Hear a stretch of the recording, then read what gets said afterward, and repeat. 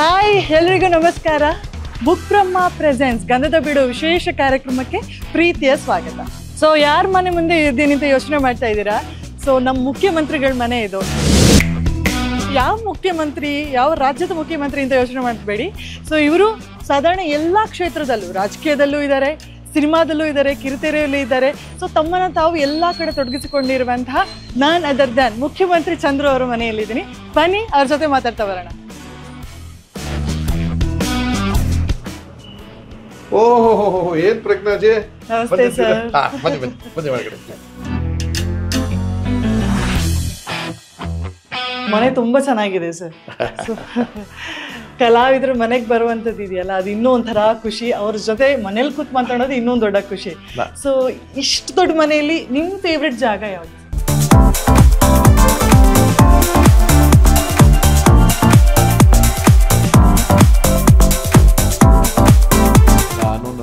ಬಹಳ ಇಷ್ಟಪಟ್ಟು ಕಟ್ಸ್ಕೊಂಡಿದ್ದೆ. ಹಳ್ಳಿ ವಾತಾವರಣ.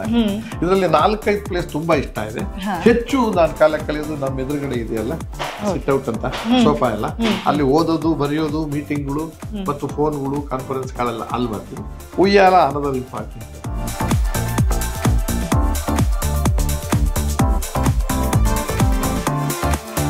ಸೊ ಈ ಫುಲ್ ಸ್ಪೇಸ್ ನಿಮ್ಮ ಫೇವ್ರೇಟ್ ಆಗುತ್ತೆ. ಸಂದರ್ಭೋಚಿತವಾಗಿ ಕಲ್ಲು ಬಹಳ ಇಷ್ಟ ಆಗುತ್ತೆ. ಸರಿ ಸರ್, ಅಲ್ಲೇ ಕುತ್ಕೊಂಡು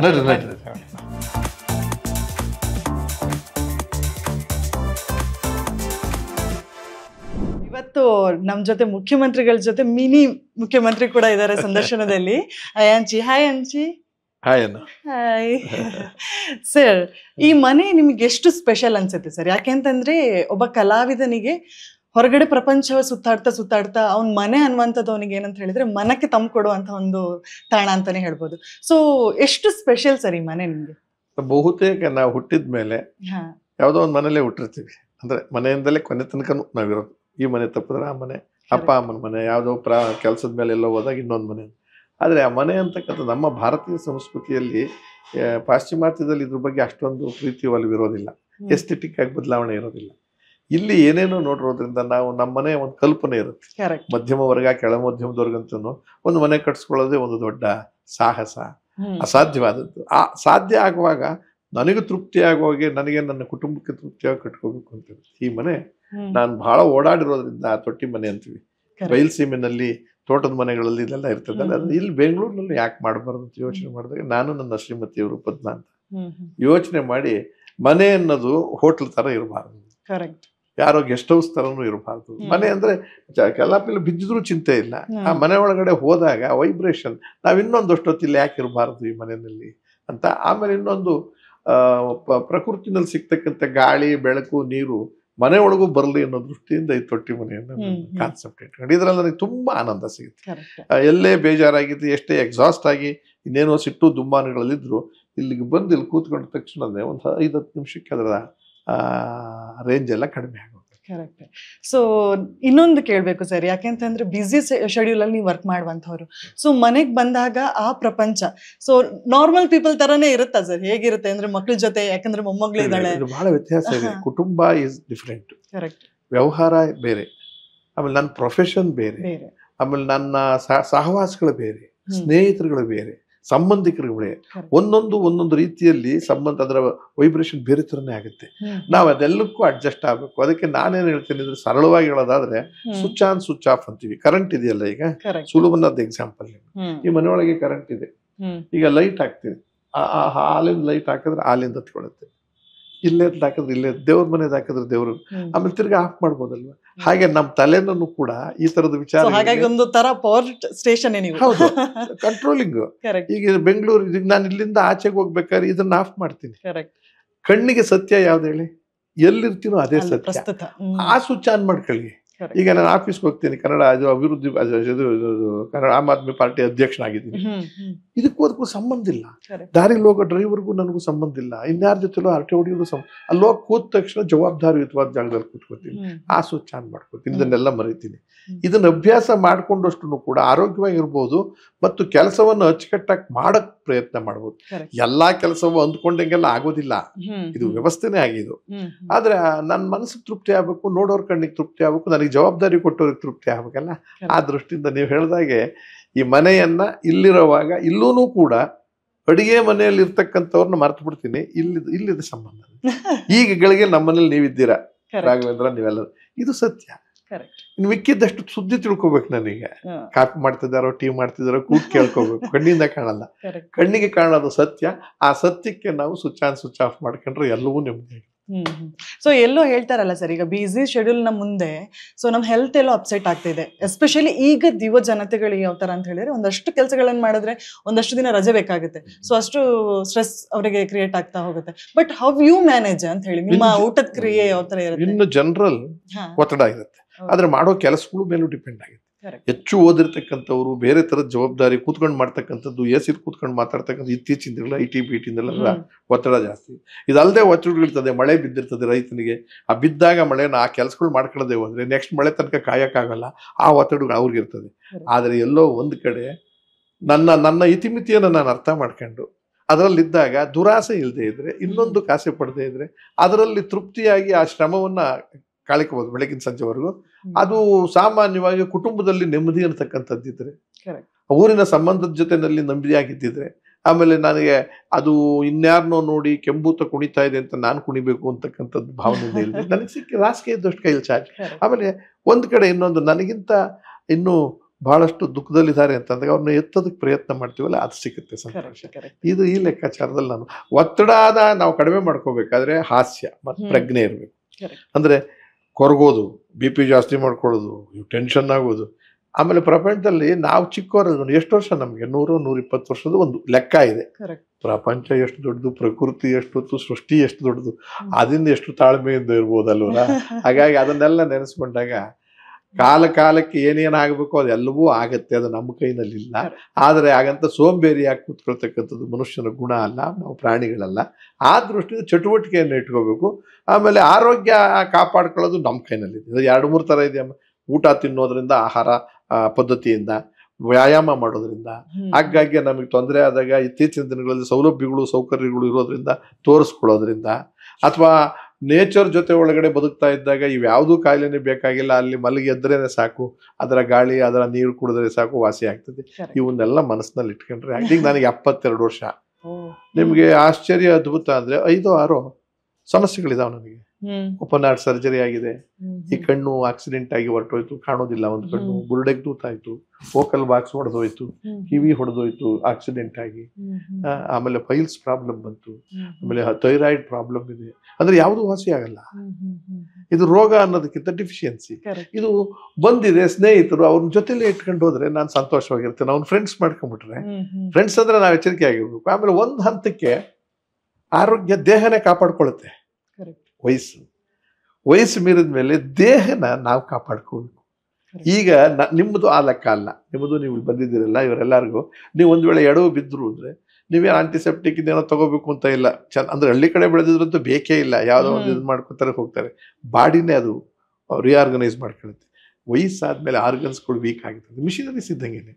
ಆಗ ನಾವು ಅದು ಹೇಳುತ್ತೆ, ಎಚ್ಚರಿಕೆ ಆಗಿರು, ಇಲ್ಲೆಲ್ಲ ಹೆಚ್ಚಿಗೆ ನಡಿಬೇಡ, ಇಲ್ಲಿ ಜಂಪ್ ಮಾಡಕ್ ಹೋಗ್ಬೇಡ, ಇಲ್ಲಿ ಹುಚ್ಚುಚ್ಚಾಗಿದ್ನೆಲ್ಲ ಆಡಕ್ ಹೋಗ್ಬೇಡ, ಆ ಉದ್ವೇಗಕ್ಕೊಳಗಾಗ್ಬೇಡ.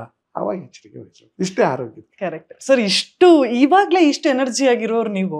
ಸೊ ನಿಮ್ಮ ಬಾಲ್ಯದಲ್ಲಿ ಹೆಂಗಿದ್ರಿ ಅಂತ ಹೇಳಿ ಸಾಕಷ್ಟು ಸಂದರ್ಶನಗಳಲ್ಲಿ ನಾನು ಕೇಳಿದ್ದೇನೆ ನಿಮ್ ಬಾಲ್ಯದ ನೆನಪುಗಳ ಬಗ್ಗೆ. ನಿಮ್ ತಂದೆ ತಾಯಿ ಸರ್, ಯಾಕೆಂತಂದ್ರೆ ಒಬ್ಬ ವ್ಯಕ್ತಿ ರೂಪ್ಕೊಳ್ಬೇಕು ಅಂತ ಹೇಳಿ ಆದ್ರೆ ಮೇ ಬಿ ತಂದೆ ತಾಯಿಗಳ ಪಾತ್ರ ತುಂಬಾ ಇರುತ್ತೆ. ಸೊ ಅವ್ರ ಜೊತೆ ನೀವು ಕಳೆದಂತಹ ದಿನಗಳಾಗಿರ್ಬೋದು, ಆಡಿದ ತುಂಟಾಟಗಳಾಗಿರ್ಬೋದು, ನೆನಪಿಸ್ಕೊಳ್ಬೋದ ಸರ್? ಇದು ನನ್ನ ಒಬ್ಬಂದು ಹೇಳ್ದಂಗೆ ಆಗತ್ತೆ. ಇದು ಒಬ್ಬೊಬ್ರಿಗೂ ಒಂದೊಂದ್ ತರ ಇರುತ್ತೆ. ಸಂದರ್ಭ, ಸನ್ನಿವೇಶ, ಸಮಯ ಮತ್ತು ಸಹವಾಸ ಮತ್ತು ಊರು, ಅಲ್ಲಿನ ಭೌಗೋಳಿಕ ಚರಿತ್ರೆ, ಘಟ್ಟದ ಭಾಗದಲ್ಲಿ ನೀವು ಬೆಳೆದಂತ ಪರಿಸ್ಥಿತಿ ಬೇರೆ, ನಾವು ಬಯಲು ಸೀಮೆಯಲ್ಲಿ ಬೆಳೆದಂಥವ್ರು ಬೇರೆ, ಬಡತನದಲ್ಲಿ ಬೆಳೆದಿದ್ದಾಗ ಅದು ಬೇರೆ ತರದಲ್ಲಿ, ಅನುಕೂಲಗಳೇ ಇಲ್ಲದೆ ಇದ್ದಾಗ ನಮ್ಮ ಮಾನಸಿಕ ಸ್ಥಿತಿ ಹೇಗಿರುತ್ತೆ ಅಂತ. ನಾವು ಒಂದು ಮಿಡ್ಲ್ ಕ್ಲಾಸ್, ಮಧ್ಯಮ ವರ್ಗದ, ಕೆಳ ಮಧ್ಯಮ ವರ್ಗದ, ಆಮೇಲೆ ಹಿಂದುಳಿದ ವರ್ಗಕ್ಕೆ ಸೇರಿದವರು. ಈ ಜಾತಿನೂ ಬಂದ್ಬಿಡುತ್ತಲ್ಲ ಇತ್ತೀಚಿನ ದಿನಗಳಲ್ಲಿ. ನಾನು ಆ ಜಾತಿ ನಾನು ಶ್ರೇಷ್ಠ, ಈ ಜಾತಿ ನಾನು ಶ್ರೇಷ್ಠ, ಇದ್ರೆಲ್ಲ ಮಧ್ಯದಲ್ಲಿ ಬದುಕ್ತಿದ್ದೀವಲ್ಲ. ಅದಕ್ಕೆ ನನಗೆ ನಮ್ಮ ತಂದೆ ತಾಯಿ ಮಧ್ಯಮ ಅಂತ ಕೆಳ ಮಧ್ಯಮದಲ್ಲಿ ವ್ಯವಸಾಯಸ್ಥರು, ತುಂಬಾ ವಿದ್ಯಾವಂತರಲ್ಲ. ಆದ್ರೆ ನಮ್ಮಮ್ಮ ಓದು ಬರಹವನ್ನು ಕಲ್ತಿದ್ದಂತ ಅಕ್ಷರ. ಅಂದ್ರೆ ಆ ಕಾಲದಲ್ಲಿ 3-4 ಕ್ಲಾಸ್ ಓದಿದ್ದವರು. ನನ್ನ ತಂದೆಯವರು LS ಅಂತಿರಲ್ಲ. ಆ 5 ಜನದ ಕುಟುಂಬದ ಮಕ್ಕಳು, 4 ಜನ ಹೆಣ್ಣು ಮಕ್ಕಳು.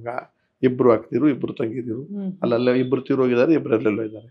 ನನ್ನ ಬದುಕು ಸಾಮಾನ್ಯ ಒಬ್ಬ ವ್ಯಕ್ತಿ, ಸಾಮಾನ್ಯ ಹಳ್ಳಿಯಲ್ಲಿ ತುಂಟ, ಸಾಮಾನ್ಯ ಹುಡುಗರಲ್ಲಿ ತುಂಟ ಇರುತ್ತೆ. ತುಂಟತನಕ್ಕೆ ವಿದ್ಯಾಭ್ಯಾಸ ಬೇಕೇ ಇಲ್ಲ, ಮಾರ್ಕ್ಸ್ ಬೇಕಾಗಿಲ್ಲ ಅಲ್ವಾ. ಅದರೊಳಗಡೆ ಅನಾರೋಗ್ಯವಾದ ತುಂಟತನ ಇರಲ್ಲ, ಆರೋಗ್ಯಕರವಾದ ತುಂಟತನ ಇತ್ತು. ಆಮೇಲೆ ನಮ್ಗೇನು ಪ್ರಪಂಚ ಗೊತ್ತಾಗ್ತದೆ ಇಷ್ಟೇ. ಅವರು ಆ ಜಗಲಿ, ಆ ಮರ, ಇದು ಆ ಸ್ಕೂಲು, ಅಲ್ಲ ಉಯ್ಯಾಲೆ, ಇಂಥದ್ರಲ್ಲಿ ಇರ್ತಿದ್ದು. ಬುದ್ಧಿವಂತ ಹುಡುಗ ಏನಲ್ಲ, ಬಹಳ ವಿದ್ಯಾವಂತ ಮಾಡೋದಕ್ಕೆ ಎರಡು ಥರ. ಒಂದು ಅಪ್ಪ ಅಮ್ಮದವರು ಬಹಳ ಇವನನ್ನು ಏನೋ ಮಾಡಬೇಕು ಅನ್ನೋ ಲೆಕ್ಕಾಚಾರ ಹಾಕೊಂಡು ಓದಿಸೋ ಸ್ಥಿತಿಲಿ ಅವ್ರು ಇರಲಿಲ್ಲ. ಮನೆಯಿಂದ ಸ್ಕೂಲ್ ಇದೆ, ಆ ಸ್ಕೂಲ್ ಕಳಿಸ್ಬಿಡೋಣ, ಸ್ಕೂಲಿಗೆ ಕಳಿಸೋ ಪದ್ಧತಿ. ಸ್ಕೂಲಿಗೆ ಕಳಿಸಿದ ತಕ್ಷಣ ಅದನ್ನೆಲ್ಲ ನೋಡ್ಕೋತೀವಲ್ಲ, ಸ್ಕೂಲ್ ಪಠ್ಯ ಹಾಕ್ಬೇಕು, ಕಳಿಸ್ಬೇಕು, ಪುಸ್ತಕ ಕೊಡ್ಬೇಕು ಅಂತ ಇವತ್ತಿಲ್ಲ ನಾವು ಆಕೆ ಹೋಗ್ರ ಇಲ್ಲೆಲ್ಲ ತಲೆ ತಿಂತಿದ್ದೀರಾ ಅಂತ ಮೇಷ್ಟ್ರು ಹೇಳೋರು. ಬರ್ದೇ ಇದ್ರೆ ಹೇಳಿ ಸರ್ ಸ್ವಲ್ಪ ಈ ಥರ ಆ ಭಯ. ಅಲ್ಲೋದಾಗ ಮೇಷ್ಟ್ರು 4ನೇ ತರಗತಿ 5ನೇ ತರಗತಿವರೆಗೂ ಒಬ್ಬನೇ ಮೇಷ್ಟ್ರು. ಅದು ವಾರದಲ್ಲಿ ಆ ಮನುಷ್ಯನಿಗೆ ಏನೋ ಆರೋಗ್ಯ ಸರಿ ಇಲ್ಲ, ಬರೋದೇ ಇಲ್ಲ. ಬಂದ್ರು ಕೂಡ ಈ ತರದ ಬೆಂಚು, ಈ ಕಡೆ 1ನೇ ತರಗತಿ, ಆ ಕಡೆ 2ನೇ ತರಗತಿ, ಆ ಬೆಂಚ್ನಲ್ಲಿ 3ನೇ ತರಗತಿ, ಆ ಕಡೆ 4, ಅಂದ್ರೆ ಒಟ್ಟಿಗೆ ಹಿಂಗೆ ಇಷ್ಟೇ 10 ಅಡಿ 11 ಚಿಕ್ಕ ಸ್ಕೂಲ್. ಅಂತ ಕಡೆ ಓದ್ತಿರ್ಬೇಕಾದ್ರೆ ವಿದ್ಯೆ ಹೆಂಗೆ ನಾವು ಕಲ್ತಿರ್ತೀವಿ ಅಂತ ಯೋಚನೆ ಮಾಡಿ. ಆದ್ರೆ ಸಾಮಾನ್ಯ ಜ್ಞಾನ ಹೇಗೆ ಬಂತೋ ಗೊತ್ತಿಲ್ಲ, ಅದು ಎಲ್ಲಾ ಮಕ್ಕಳಲ್ಲೂ ಇರುತ್ತೆ ಅಂತ ಕಾಣಿಸ್ತದೆ. ಪರಿಸರ ಕಲಿಸುವಂತದ್ದು ಅಂತಾನೆ ಅನ್ಸುತ್ತೆ. ನೋಡಿ, ನಾನು ಎಲ್ಲಾ ಕಡೆ ಹೇಳಿದ್ದೀನಿ ತುಂಬಾ ಬುದ್ಧಿವಂತ ಅಂತ. ಎಂತ ಬುದ್ಧಿವಂತ ನಾನು ಅಂದ್ರೆ, ತುಪ್ಪ ಒಬ್ಬನೇ ಮಗ, ಅದರಿಂದ ತಿನ್ನೋ ಆಸೆ ಜಾಸ್ತಿ. ಅಂದ್ರೆ ನಾನು ಆ ವಯಸ್ಸಿನಲ್ಲಿ ನನಗೆ ಇದ್ದಿದ್ದು ನಾಲೆಡ್ಜ್, ಅದು ಕೊಡ್ತಿರ್ಲಿಲ್ಲ. ದಪ್ಪ ಆಗ್ಬಿಡ್ತಾನೆ, ದಪ್ಪ ತುಪ್ಪ ಕೊಡೋವಷ್ಟು ಮನೇಲಿ ಇತ್ತು, ಹಸುಕರುಗಳಿದ್ವಲ್ಲ. ಅದು ಏನ್ ಮಾಡೋದು, ಬೈಯೋರು, ವಾರಕ್ಕೊಂದೇ ದಿವಸ ನಿನಗೆ ತುಪ್ಪ ಅಂತ. ಸಣ್ಣಗಿರೋರಿಗೆ ಕೊಡೋರು. ಅವ್ರಿಬ್ರು ಹೊಲದತ್ರ ಹೋಗಿರೋಂಥ ಟೈಮ್ ನೋಡ್ಕೊಂಡು, ಮನೇಲಿ ಯಾರು ಇಲ್ದಿರೋ ಟೈಮ್ ನೋಡ್ಕೊಂಡು ಹೆಂಗಾದ್ರು ಮಾಡಿ ತುಪ್ಪ ತಿಂದ್ಬಿಡ್ಬೇಕು, ಕರಿಬೇಕು.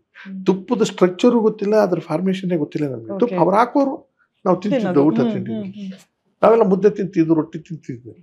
ಅವತ್ತು ತುಪ್ಪ ಎಲ್ಲಿಡ್ತಾರೆ ಅನ್ನೋದು ನೋಡ್ಕೊಂಡಿದ್ದೆ. ನಮ್ಮ ಕಡೆ ಹಿಂಗ್ ಜನತೆಗೆ ನೇತಾಕ್ಬಿಟ್ಟು ಒಂದು ಮಡಿಕೆಯಲ್ಲಿ ತುಪ್ಪ ಇಟ್ಬಿಟ್ಟು ಕಾಯಿಸ್ಬಿಟ್ಟು ಇಟ್ಬಿಡ್ತಾರೆ. ಅರ್ಶನ ಹಾಕಿ ಏನೋ ಕಾಯಿಸ್ತಾರಲ್ಲ, ಇವಾಗ ನನ್ಗೆ ಗೊತ್ತಿರೋ. ಅಂದ್ರೆ ಇರುವೆ ಇನ್ಯಾವ್ದು ಅಲ್ಲಿಗೆ ಏನು ಬೀಳಬಾರ್ದು, ಈ ತರದ್ದೇನೋ ಹಾಳಾಗಬಾರ್ದು. ಇದು ನಾನು ನೋಡ್ಕೊಂಡಿದ್ದೆ. ಎಲ್ಲ ಬಾಗಿಲೆಲ್ಲ ಹಾಕೊಂಡು ಸ್ಕೂಲ್ಗೆ ಹೋಗೋದು ತಡ ಆದ್ರೂ ಪರವಾಗಿಲ್ಲ ಅಂತ ಸ್ಕೂಲ್ ನಂದು 1-2 ಫರ್ಲಂ ದೂರ. ನೋಡಿ ಏನ್ ಮಾಡೋದು, ತುಪ್ಪ ತಿಂದೆ ತುಪ್ಪ ಅಂತ ಗೊತ್ತಾಯ್ತು, ಎಲ್ಲೂ ಕೆಳಗಿಲ್ಲ, ಎಟ್ಗಲ್ಲ ನಮಗೆ. ಅದಕ್ಕೆ ಬಕೀಟ್ ಅಂತ ಇರ್ತವಲ್ಲ ನೀರಿಂದು, ಆ ಬಕೀಟ್ ತಂದಿಟ್ಕೊಂಡತ್ತೆ, ಆಗ್ಲಿಲ್ಲ. ಅದ್ರ ಮೇಲೆ ಇನ್ನೊಂದು ಬಿಂದಿಗೆ ಇಟ್ಟು, ಬಿಂದಿಗೆ ಅಂದ್ರೆ ಕೊಡ ಅಂತ ಅದು ಬ್ಯಾಲೆನ್ಸ್ ಮಾಡಿ ಇಡಬೇಕು. ಇಟ್ಟು ಮೇಲತ್ತೆ ಮೇಲೆ ತುಪ್ಪ ತಗೊಳ್ಳೋದು ಹೆಂಗೆ ತಿರ್ಗದಪ್ಪ ತಿಳಿದೆ.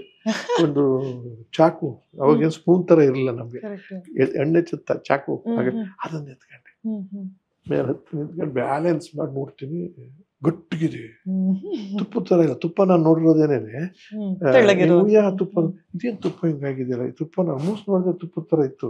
ಇರ್ಲಿ ಹೆಂಗನ ಅಲ್ಲಿ ಅಂತ ಚಾಕ್ಲೇಟ್ ಕಟ್ ಮಾಡ್ಕೊತಾರೆ ಗೊತ್ತಾ, ಹಾಗೆ ಕಟ್ ಮಾಡ್ಕೊಂಡು ಜೋಬ್ ಇತ್ತು ಇದೇ ತರ. ಈ ಜೋಬ್ ಒಳಗಡೆ ಹಾಕೊಂಡು ಇಳಿದು ಎಲ್ಲ ಮಾಡಿ ನನ್ನ ಪುಸ್ತಕ ತಗೊಂಡು, ಯಾರು ನೋಡ್ಬಾರ್ದಲ್ಲ, ಇದನ್ನು ಮುಚ್ಕೊಂಡು ನಡ್ಕೊಂಡು ಇದಕ್ಕೆ ಹೋಗ್ಬೇಕು ಸ್ಕೂಲ್ಗೆ. ಸುಮಾರು 9:30 ಗಂಟೆ, ಬಿಸಿಲು. ನಿಡ್ಕೊಂಡು ಹೋಗಿ ಇದನ್ನ ನೋಡ್ಕೊಳಕ್ಕೆ ಹೋಗಿಲ್ಲ ನಾನು, ಆಮೇಲೆ ತಿನ್ನೋಣ ಮರೆಗೆರೆ ಸಿಕ್ಕಿದಾಗ ಅಂತ. ಅದು ಹೋಗಿ ಸ್ಕೂಲ್ ಹತ್ರ ಹೋಗುವಾಗ ತಿಂದ್ಬಿಟ್ಟು ಹೋಗೋಣ ಒಳಗಡೆ, ಒಂದು ತುಪ್ಪ ಇಲ್ಲ. ಹೆಂಗಾಯ್ತು, ವಾಸನೆ ಅಂತೂ ಹೋಗಿಲ್ಲ, ಗಮ್ಮಂತ ಹೊಡಿತಾ ಇದೆ ಅಲ್ಲಿಂದ. ಈಗ ಭಯ ಏನಾಯ್ತು ಗೊತ್ತಾ, ತುಪ್ಪ ಸಿಕ್ಲಿಲ್ಲ, ಮೇಸ್ಟ್ ಹೊಡಿತಾನೆ ಗೊತ್ತಾದ್ರೆ. ಅಪ್ಪ ಅಮ್ಮ ಗೊತ್ತಾದ್ರೆ ಅವರು ಬಾರಿಸ್ತಾರೆ, ಇದು ಬೇಡ ಅಂತ. ಅಲ್ಲೊಂದು ಹಳ್ಳ ಆಯ್ತು ನಮ್ಮೂರಲ್ಲಿ, ತೊಳ್ಕೊಂಡ್ಬಿಡೋಣ, ತುಪ್ಪನೂ ಸಿಗ್ಲಿಲ್ಲ. ಇನ್ನೇನ್ ಮಾಡುದು, ನಾಲೆಡ್ಜ್ ಎಷ್ಟಿತ್ತು ನೋಡಿ, ತೊಳೆಯುವಷ್ಟು ನಾಲೆಡ್ಜ್ ಇತ್ತು. ಬಟ್ಟೆ ತಗೊಂಡು ಅಲ್ಲೋಗಿ ಹಿಂಗ್ ಜಾಲ, ಏನ್ ಸೋಪಿಲ್ಲ, ಏನಿಲ್ಲ, ಹಿಂಗೆಲ್ಲ ಅಂತ. ನಿಮಗ್ ಗೊತ್ತದು, ನನಗೇನ್ ಗೊತ್ತ. ತೊಳೆದು ಹಿಂಗ್ ತೆಗೆದು ಹಿಂಗ್ ಹಿಡ್ದಾಗ ತುಪ್ಪ ಇರ್ಲಿಲ್ಲ. ನೀರಿನ ಜೊತೆ ಒಳಗೆ ಮಿಕ್ಸ್ ಆದಾಗ ತುಪ್ಪ ಯಾವ್ದು ನೀರು ಯಾವ್ದು ಗೊತ್ತಾಗಲ್ಲ. ಅದನ್ನೇ ಹಾಕೊಂಡು ಆ ಬಿಸಿಲಿನಲ್ಲಿ ನಡ್ಕೊಂಡು ಬಂದೆ. ಒಣಗ್ತದೆ, ನಾನು ಸ್ಕೂಲ್ಗೆ ಹೋಗೋ ಹೊತ್ತಿಗೆ ಒಳಗೆ ಹೋಗೋದು, ಒಣಗ್ತು ಕ್ಲೀನ್ ಆಗಿ, ತುಪ್ಪ ಒಣಗ್ಲಿ, ಹಾಗೆ ಇತ್ತು. ಸೊ ಎಷ್ಟೊತ್ತನೂ ಒದೆ ಬಿತ್ತು, ಮನೆಯವ್ರಿಗೂ ಗೊತ್ತಾಯ್ತು, ಅವರು ಒದೆ ಬಿದ್ದು ಆಮೇಲೆ ಪ್ರೀತಿಯಿಂದ ಹೇಳ್ಬಿಟ್ಟ, ಕಳ್ತನ ಮಾಡಬಾರ್ದು ಅಂತ. ಸೊ ನಾನು ಕಳ್ತನ ಮಾಡಬಾರ್ದು ಅನ್ನೋದಾದ್ರೆ ನನ್ನ ಸಾಮಾನ್ಯ ನಾನು ಅವತ್ತೇನೆ, ನೀವು ಕೊಟ್ಬಿಡ್ಬೇಕು, ನಮ್ಮ ಆಸೆ ಅಲ್ವಾ, ಹಿಂಗಾಗೋಗುತ್ತೆ. ಕಳ್ತನ ಕಲ್ತಿದ್ದಕ್ಕೆ ಅಲ್ಲೇ ಮೋರಲ್ ಆಫ್ ದ ಸ್ಟೋರಿ ಹೇಳ್ಬಿಟ್ಟು ನೀವು ಆಮೇಲೆ ಹೇಳಿದ್ದು. ಆದ್ರೆ ಇಂಥ ಒಬ್ಬ ಬುದ್ಧಿವಂತ, ಸ್ಕೂಲ್ನಲ್ಲಿ ಪಾಠ ಅಷ್ಟರ ಮಟ್ಟಿಗಿತ್ತು, ಕನ್ನಡ ಬಿಟ್ಟು ಇನ್ನೇನು ಇರಲಿಲ್ಲ. ಅಂದ್ರೆ ಇಂಥವ್ನು ಹೇಳ್ತಾ ಹೋದ್ರೆ 100 ಇದಾವೆ. ಹಂಗಾಗಿ ನನ್ನ ಇಲ್ಲಿ ವಿದ್ಯಾಭ್ಯಾಸ ಈ ಊರಲ್ಲಿ ಹಾಳಾಗ್ತಾನೆ, ಇವನು ಕಲಿಯಲ್ಲ ಒಬ್ಬನೇ ಮಗ ಅಂತ ನಮ್ಮ ಚಿಕ್ಕಪ್ಪ ಅವ್ರಿಗೆ ಬಿಟ್ರು. ಚಿಕ್ಕಪ್ಪ ಅವ್ರ ಊರಲ್ಲಿ ಹೋದಾಗ ಅಲ್ಲೂ ಏನು ಅಲ್ಲಿ ಇನ್ನೂ ಹೇಳೋರು ಕೇಳೋರು ಇಲ್ವಲ್ಲ, ಅಲ್ಲಿ ಪ್ರೀತಿ ಬೇರೆ. ಅವ್ರ ಮನೆಯಿಂದ ಬಂದವರು ಇವನಿಗೆ ಬೈಯೋದು ಬೇಡ, ಓದ್ಕೊಳ್ಳೋ ಏನೋ ಮಾಡ್ಕೊಳ್ಳೋ ಅಂತ ಅವ್ರ ಪಾಡ್ಗೆ ಅವ್ರು ಹೇಳೋರು ಮಕ್ಕಳ ಜೊತೆ. ನಾನು ಅಲ್ಲೂ ಓದ್ತಿರ್ಲಿಲ್ಲ, ಅಲ್ಲೊಂದು ತೊಂಟೆ ಮಾಡ್ಬಿಟ್ಟಿದ್ದೆ. ನನ್ನ ತಂಗಿ ಜೊತೆ ಇದ್ದೆ, ಅವಳ ತಂಗಿ ಸ್ವಲ್ಪ ಕಿರಿಕ್ ಪಾರ್ಟಿ, ಹಾಗಾಗಿ ನಾನು ತಿಟಿ ಮಾಡ್ತಿದ್ದಲ್ಲ, ದೂರ ಹೇಳ್ಬಿಟ್ಟು ಅವು ಒಂದ್ ದಿವಸ ಏನಾಯ್ತು, ಹೀಗೆ ಕಿತ್ತಾಡ್ತಿದಾಗ ಲೈಟ್ ಹೋಗ್ಬಿಟ್ಟಿತ್ತು, ಕರೆಂಟ್ ಬಲ್ಬೇ ಇರ್ಲಿಲ್ಲ. ರಾತ್ರಿ ಅವಾಗ ಕರೆಂಟ್ ಬಂದಿತ್ತು ನಮ್ಮೂರಿಗೆ, ಅಲ್ಲಿ ಇಬ್ರು ಒಟ್ಟಿಗೆ ಮಲ್ಕೊಂತಿದ್ದಾಗ ಅಣ್ಣ ಆ ತಂಗಿ ಅಲ್ಲ ಅಕ್ಕ ತಂಗಿ ಮಲಗಿದ್ದಾಗ ಅವಳು ನೋಡು ಹಣೆ ನೋಡು ಕರೆಂಟ್ ಇಲ್ಲ ಅಂತ ನೋಡ್ಬೇಕಾದ್ರೆ ಏನ್ ಮಾಡ್ಬೇಕು, ಸ್ವಿಚ್ ಹಾಕ್ಬೇಕು, ಬಲ್ಬೇ ಇರಲಿಲ್ಲ. ಎದ್ದು ನಿಂತ್ಕೊಂಡು ತಡಿ ನೋಡ್ತೀನಿ ಅಂತ ಅದಕ್ಕೆ ಕೈ ಇಟ್ಟಿದ್ದೆ, ಇದು ಅಂತ ಗೊತ್ತಿಲ್ವಲ್ಲ ನಿಂಗೆ, ಶಕ್ತಿದ ಶಾಕ್ ಹೊಡಿತು. ಎಷ್ಟು ಬುದ್ಧಿವಂತ ಅಂದ್ರೆ ಅಲ್ಲಿ ಬುದ್ಧಿವಂತ, ಮಾಡಿದ ತಪ್ಪು ನಾನು ಒಬ್ಬನೇ ಓಡಿಸ್ಕೊಂಡ್ಬಿಟ್ಟಲ್ಲ ಹೊಟ್ಟೆವ್ರಿಗೆ. ಜೀವನ ಎಷ್ಟು ಚೆನ್ನಾಗಿದೆ ಗೊತ್ತಾ, ಒಂಥರ ಇದಾಗಿದೆ, ನೀನು ನೋಡು ಅವ್ರಿಗೆ ಕೈ ಇಡಿಸಿದ್ದೆ, ಅವಳು ಓಡಿಸ್ಕೊಂಡ್ಲು, ಅದ್ರ ಹೊಡಿತಿರ್ಲಿಲ್ಲ.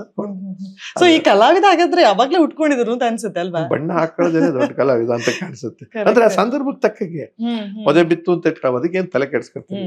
ಸೊ ಅವರು ಕೂಡ ಮನೇಲಿ ಆಮೇಲೆ ಇದೆಲ್ಲ ಓದ್ಸಕ್ಕಾಗಲ್ಲ, ನಾವು ಕೂಡ ಬಹಳ ಸ್ಟ್ರಿಕ್ಟ್ ಆಗಿರಕ್ಕಾಗಲ್ಲ ಅಂತ ತಂಗಿನೆಲ್ಲ ಇರ್ಸ್ಕೊಂಡು ನನ್ನ ಸಿದ್ಧಗಂಗಾ ಮಠಕ್ಕೆ ತಂದು ಹಾಕಿದ್ರು. ಅಟ್ಲೀಸ್ಟ್ ಅಲ್ಲಿನ ವಾತಾವರಣಕ್ಕಾದ್ರೂ ಓದ್ಲಿ ಅಂತ.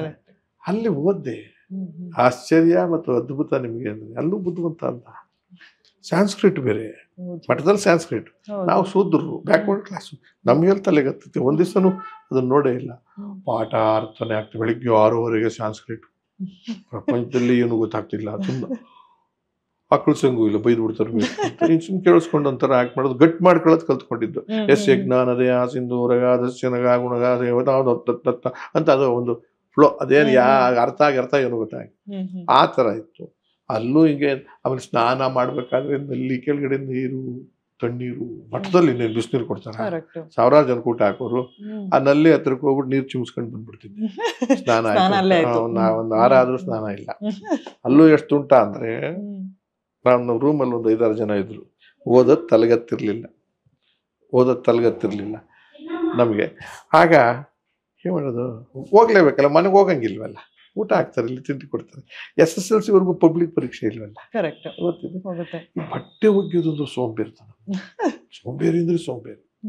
ಏನ್ ಮಾಡೋದು, ನಾನೇ ಒಗಿಬೇಕಲ್ಲ. ಶನಿವಾರ ಆದ್ಮೇಲೆ ಭಾನುವಾರ ಬಟ್ಟೆ ಒಗ್ಯಕ್ಕೆ ನಮಗೆ ಕೆಲಸ.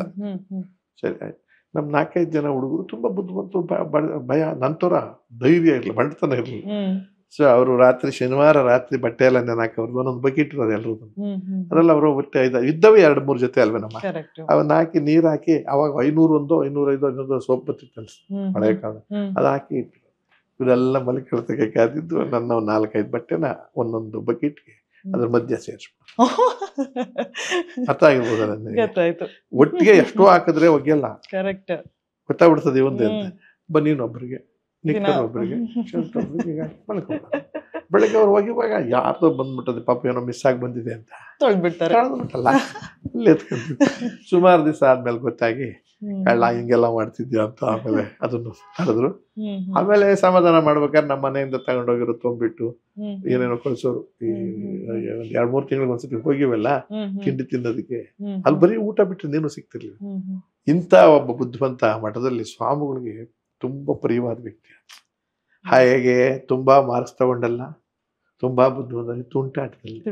ಆದರೆ ತುಂಟಾಟದಲ್ಲೂ ಅವ್ರು ಏನ್ ಕಂಡಿದ್ದು ಕಂಡುಕೊಂಡ್ರು ಅಂದ್ರೆ, ನನಗೆ ಇಂಥ ವ್ಯಕ್ತಿಗಳು ಎಲ್ಲಿ ಬೇಕಾದ್ರೂ ಬದುಕಕ್ಕೆ ಸಾಧ್ಯ ಆಗುತ್ತೆ. ಅಂದ್ರೆ ಎಲ್ರೂ ರ್ಯಾಂಕ್ ತಗೊಳಕ್ಕಾಗಲ್ಲ, ಎಲ್ರೂ ಮೆರಿಟೋರಿಯಲ್ ಸ್ಟೂಡೆಂಟ್ಸ್ ಆಗಕ್ಕಾಗಲ್ಲ. ಆಮೇಲೆ ಎಲ್ರಿಗೂ ನಾಲೆಡ್ಜ್ ಇರ್ತಾರೆ. ಇವನಿಗೆ ನಾಲೆಡ್ಜ್ ಇದೆ, ಸಂದರ್ಭ ಇಲ್ಲ, ಆ ಫೆಸಿಲಿಟೀಸ್ ಇಲ್ಲ, ಅನುಕೂಲ ಇಲ್ಲ. ಹಾಗಾಗಿ ಇಗ್ನೋರ್ ಮಾಡಬಾರದು ಅಂತ ಒಂದು ಇನ್ಸಿಡೆಂಟ್ಸ್ ನಡೀತದೆ. ಅರ್ಥಮೆಟಿಕ್ಸ್ ನಲ್ಲಿ ನಿಮಗೆ ಪೈಥಾಗರಸ್ ಥಿಯರಮ್ ಗೊತ್ತಾ? SSLC ನಲ್ಲಿ ಸ್ವಾಮಿಗಳು ಮೇಲ್ಗಡೆ ಮಲಿಕೊಂಡವ್ರು, ಅದ್ರ ಕೆಳಗಡೆ ಹಾಸ್ಟ್ಲು, ಅಲ್ಲೆಲ್ಲ ನಾವು. ನನ್ನ ರೂಮಲ್ಲಿ 5-6 ಜನ.